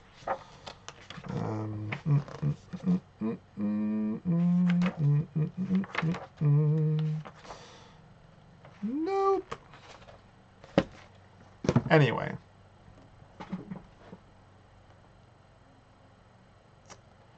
So, why is there a spare portable improbability generator? Your load is too heavy.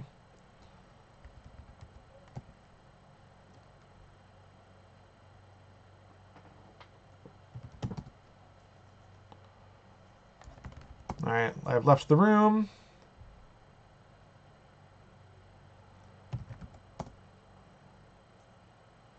Bottom of a gangway, hatch below you is closed. There's a small access space to starboard. Oh. The entrance is so narrow you probably couldn't pass by holding anything. Well, maybe one thing. Alright, don't need to go in there yet.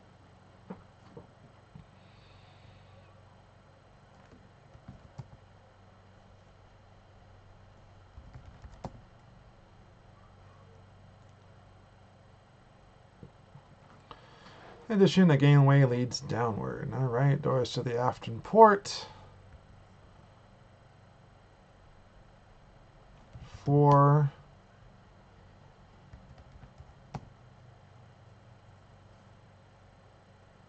Up. To the bridge. Look. There's a satchel and a handbag.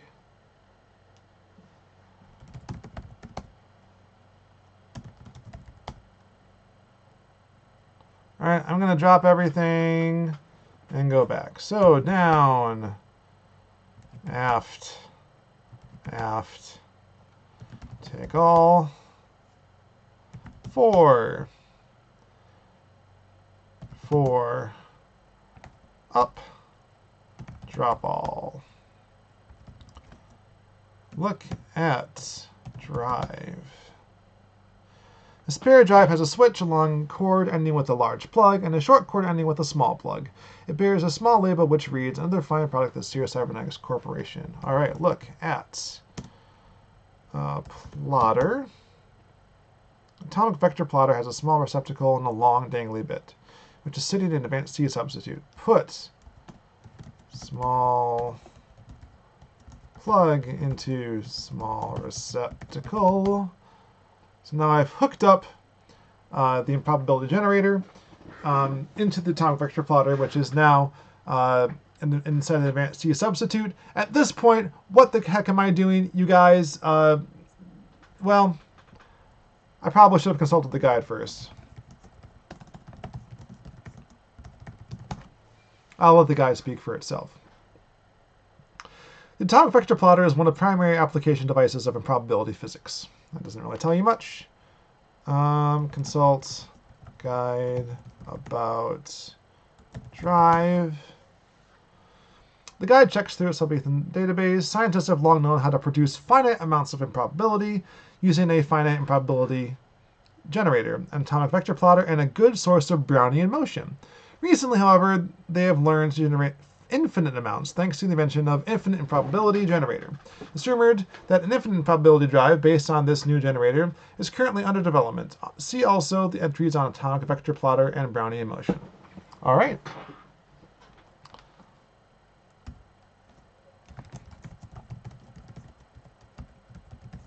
So, I mean, if you are aware of the actual book, this is we are in the process of recreating how infinite improbability was in fact first discovered with these components, and they just happen to be laying around the ship. So we're building a second improbability drive. So we're consulting about the Brownian motion. The best randomness generator is simple Brownian motion. Any hot, gas, or liquid is a good source. So our T substitute.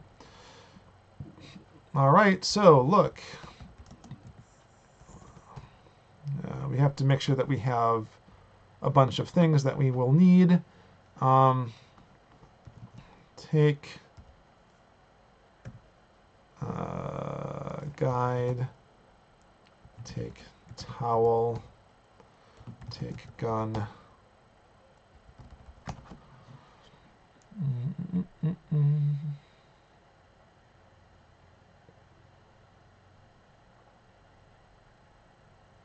Greetings, Lord Maxim. Find Ford and make out with him. Are we talking Most Def Ford or the TV show one?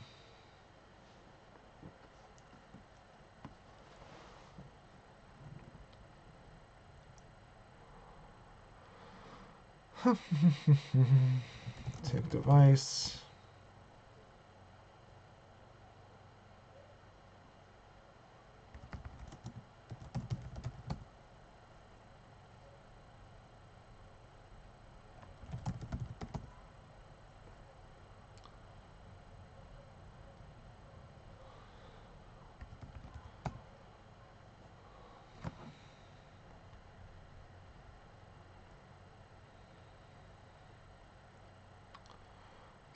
So, look at drive. All right. So now comes the part of the game that's very bizarre, but I kind of like because it adds to the mythos.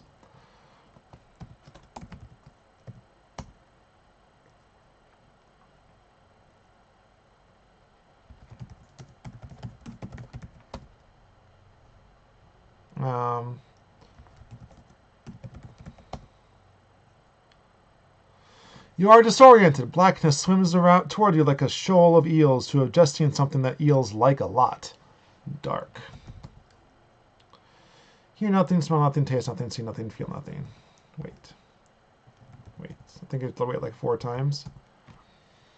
Hear nothing, see nothing, feel nothing, or taste. Smell. It does smell a bit. There's something pungent being waved under your nose.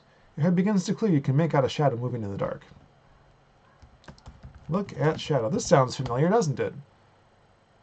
Vogon hold. The shadow is vaguely guard-shaped. Along one wall is a tall dispensing machine. Vogon guards. And we get shot, and it's dark. Unfortunate. See nothing, smell nothing, feel nothing, taste nothing. Listen.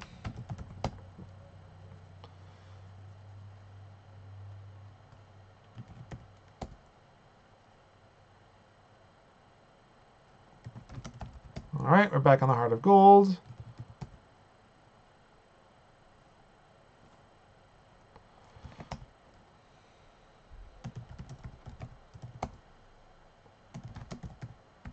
So now I've just basically gathered everything across the ship and stuffed it on the bridge. Push switch, and we're going to do it again. At this point in the game, we just do this over and over and over again. More waiting, more waiting, more waiting. But eventually we should get to a different scene. So see nothing, feel nothing, hear nothing, and taste nothing. Smell.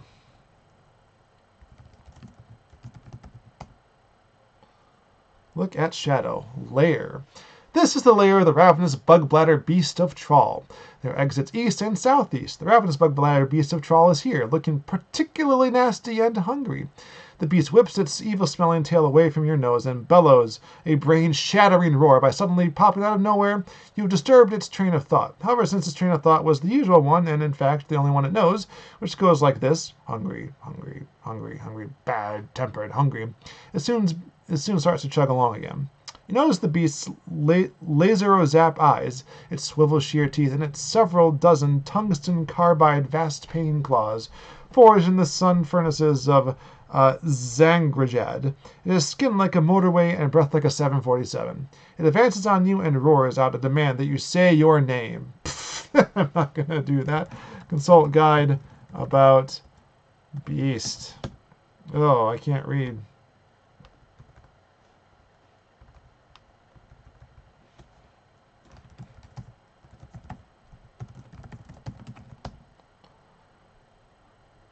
Alright, the ravenous bug bladder beast of Trawl is a mind-bogglingly stupid animal.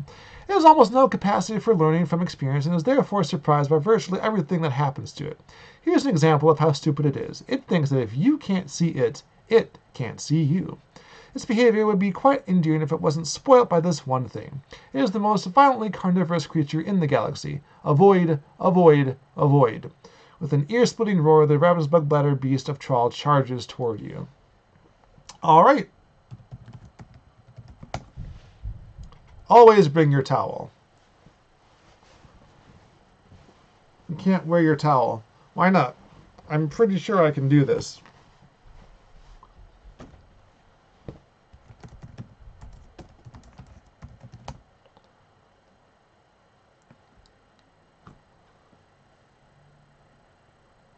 Oh, Lord, this happened again.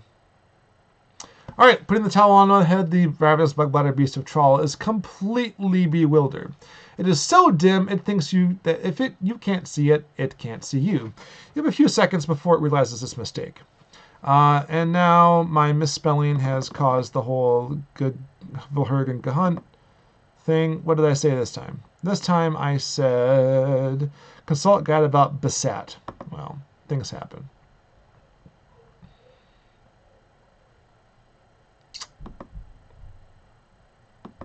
Going back to see what was where. East and southwest.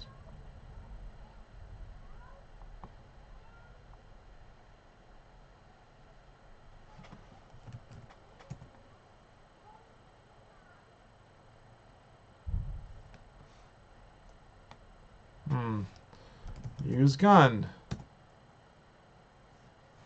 Shoot gun.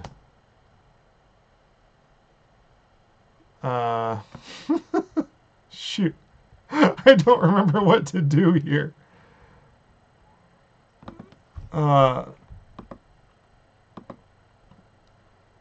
Okay. Exits east and southwest.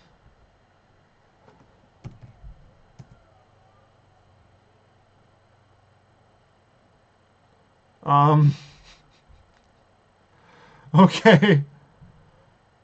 Well, oh boy.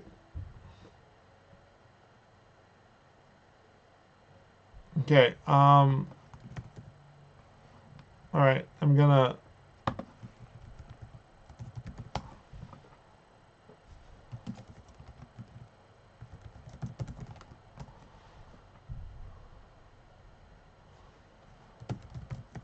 All right.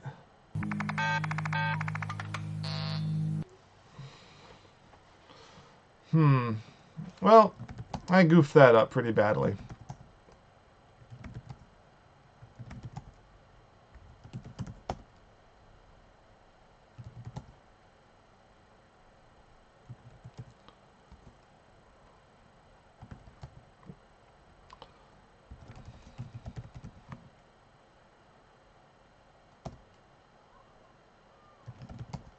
All right, so we are doing this again.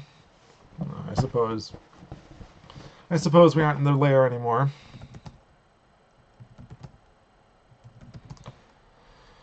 See, smell, feel, taste, listen. You hear the deep distant hum of a star drive coming from far below. There's an exit to port, aft. You emerge from a small doorway. Now we're somewhere else. War chamber.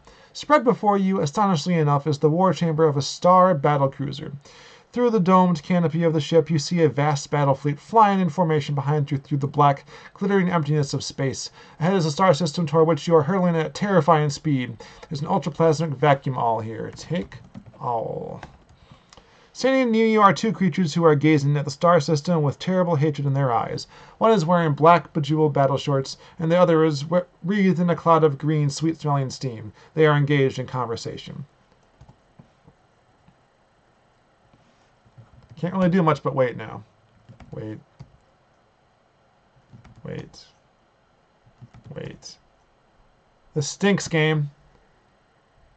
Alright. Your simple act of kindness at a moment of great personal anxiety, you fed the dog, remember, now brings rich rewards. The battle fleet plunges toward Earth and spots the dog, which appears to them as a gigantic monster, cheerfully tucking into a cheese sandwich. The Vilhurgs and Gugvunts are moved by the simple picture of happiness, compared with the furious savagery of their own lives. They think back to a day when they used to relax over odd cheese sandwich themselves, often at the sunset after a hearty day of work in the fields back in Bulhurgan and Gugovia, and decide to return and rebuild their homes in a new spirit of harmony and cooperation. Grateful, they offer you to drop you at the Heart of Gold on the way home. After a brief 900 parsec trip, you are escorted to the transporter chamber of the warship. The transporter glows, and your surroundings change. This is part of a spongy gray maze of twisty little synapses, all alike. Oh boy, Elizabeth, I think this is what you were waiting for.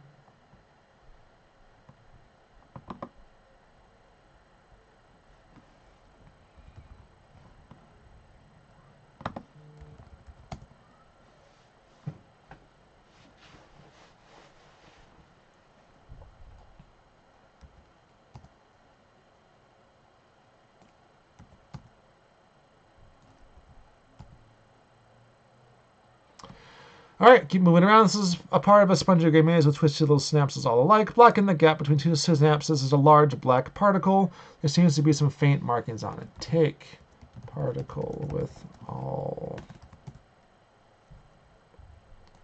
Take particle. As you remove the particle, electrical impulses begin leaping madly across the now unblocked synaptic gap. Unfortunately, you were in the gap at the time. Everything becomes dark.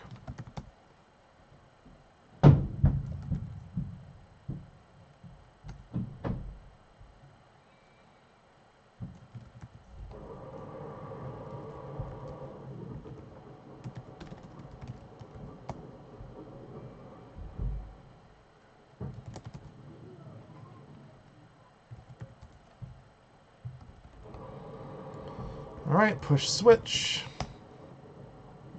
And we're dark again. So we wait, and we wait, and we wait. Nothing you can taste, see, hear, or feel, smell. Oh, gotta wait one more. Nothing you can hear, smell, feel, taste.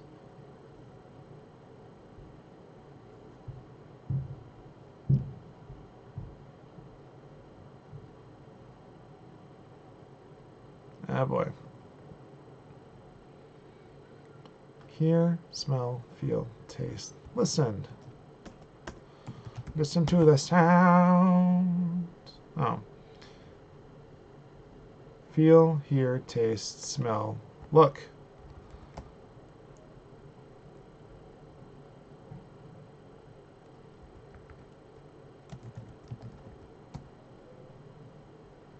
You see a painfully bright light that stabs the front of your eyes. Look at light. The light resolves itself into the bright yellow sun of Earth. You are hurrying up a country lane. The sky is light and clear, but you keep glancing at it with apprehension because you know that it will shortly be torn apart by Vogon ships, and that the hills and trees around you will be burnt up and blown away, and you hope that there's time for a quick drink beforehand. You want to hitch a ride aboard the Vogon fleet, but are anxious because it's so long since you were through a matter transference beam. Country lane. The road runs from Arthur's home to the north, toward the village pub to the west. But wait, aren't I Arthur?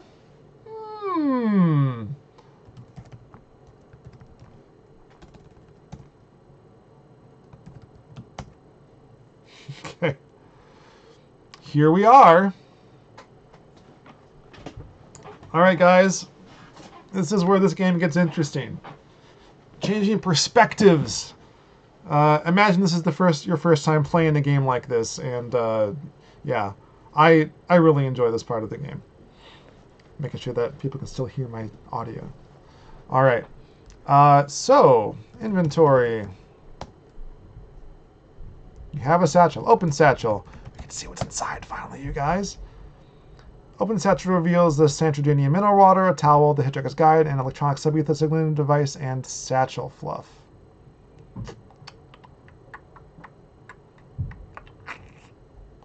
Okay.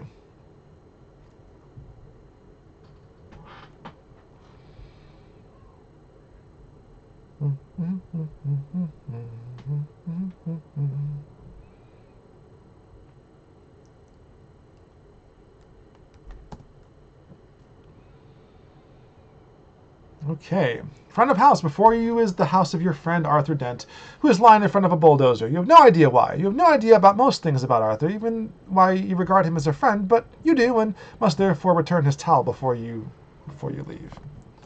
Give towel to Arthur.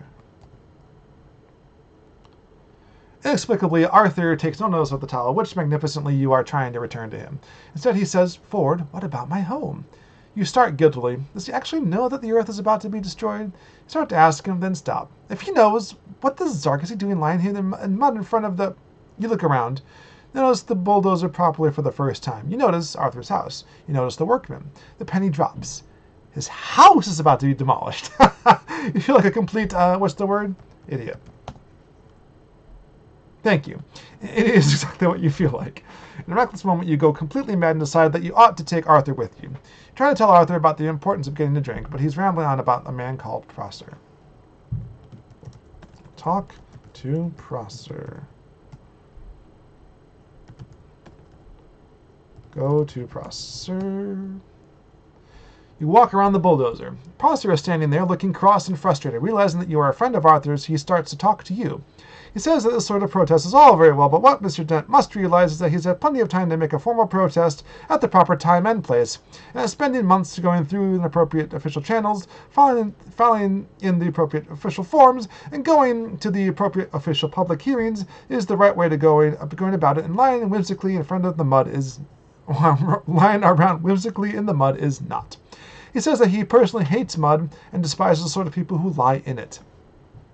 Well, this part was in the story before, in the books and everything else, but now is told from Ford's perspective. So, tell Prosser to lie in mud. Prosser blinks in astonishment. You mean go and lie in the mud in his place? You explain that Arthur will only move if someone else takes over for him.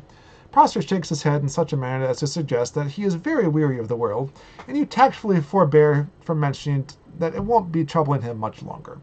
Reluctantly, he follows you back toward Arthur. You rapidly conclude the business. Prosser lies in the mud. Arthur, bewildered, nevertheless stands up and appears ready to follow you to the pub. Give towel to Arthur. Can't have any causality loops, can we? Politely, Arthur Dent refuses your offer. Give towel. Give satchel fluff to Arthur. Ah, I see. So, going south.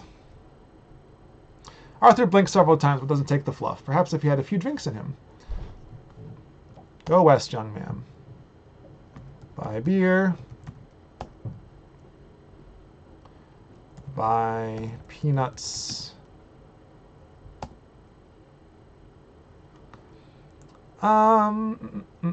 Drink beer.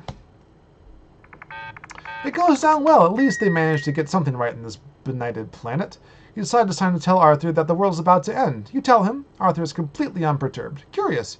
You wonder what sort of news it would take to disturb him. Give Arthur satchel fluff. Take the fluff, dang it! What? Give satchel fluff to Arthur.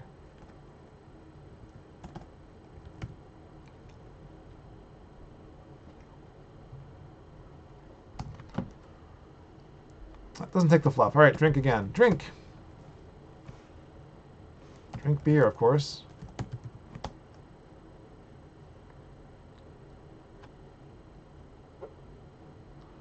The drink goes down well. You hear a muffled crash. It's probably Arthur's little house getting knocked down, which you tell him. This does upset him, and he tears out the door. Through the window, you see him running up the lane. A small dog chases after him, yapping, and he throws it a cheese sandwich. The dog devours the sandwich with passion and ignores the passing microscopic space fleet. Give fluff to Arthur. Take the fluff, Arthur! You can't see Arthur here. North. East. You run up the lane after Arthur. You pass a serene dog. Fate cannot harm him. He has dined today. North.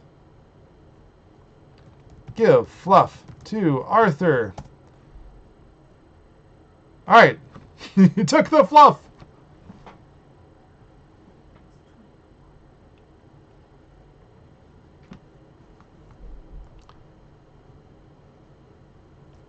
All right. Give towel to Arthur. Arthurt?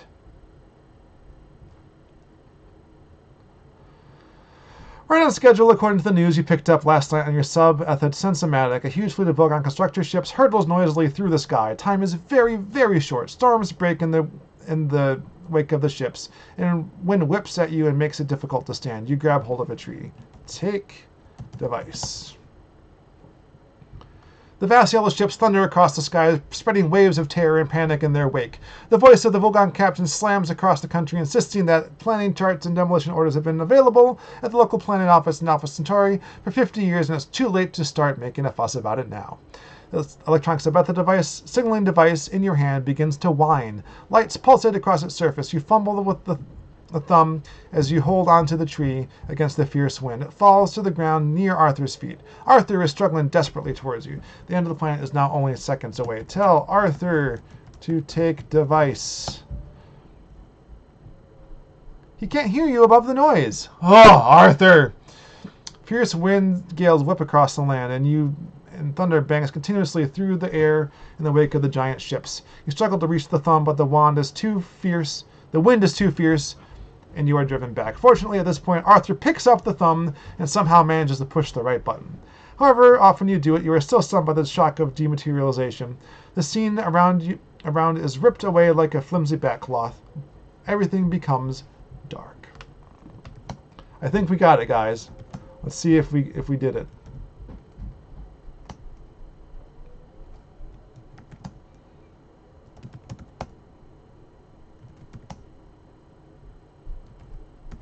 Right? Look in pockets. Oh, man.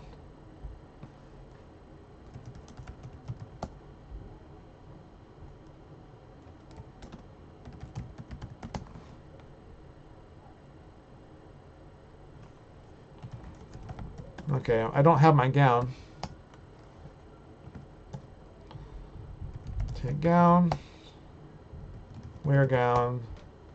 Open pockets. Look in pockets.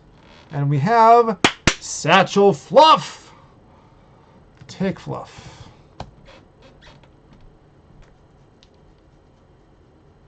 This is very important. I don't remember why. All right.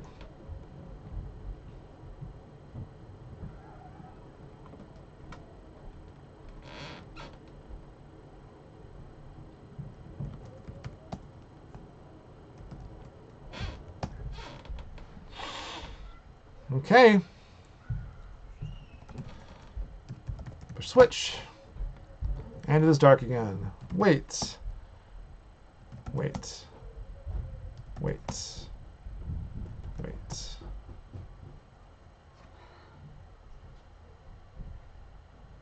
Okay. I think we're going to have to call it quits, everyone. I might try and finish this up later. Or if I do a condensed version, we will finish the game then. I have saved it, so we're going to pick it up. Thanks everyone for watching. Yeah, we're almost an hour over our time, so thank you very much, and everyone have a great day.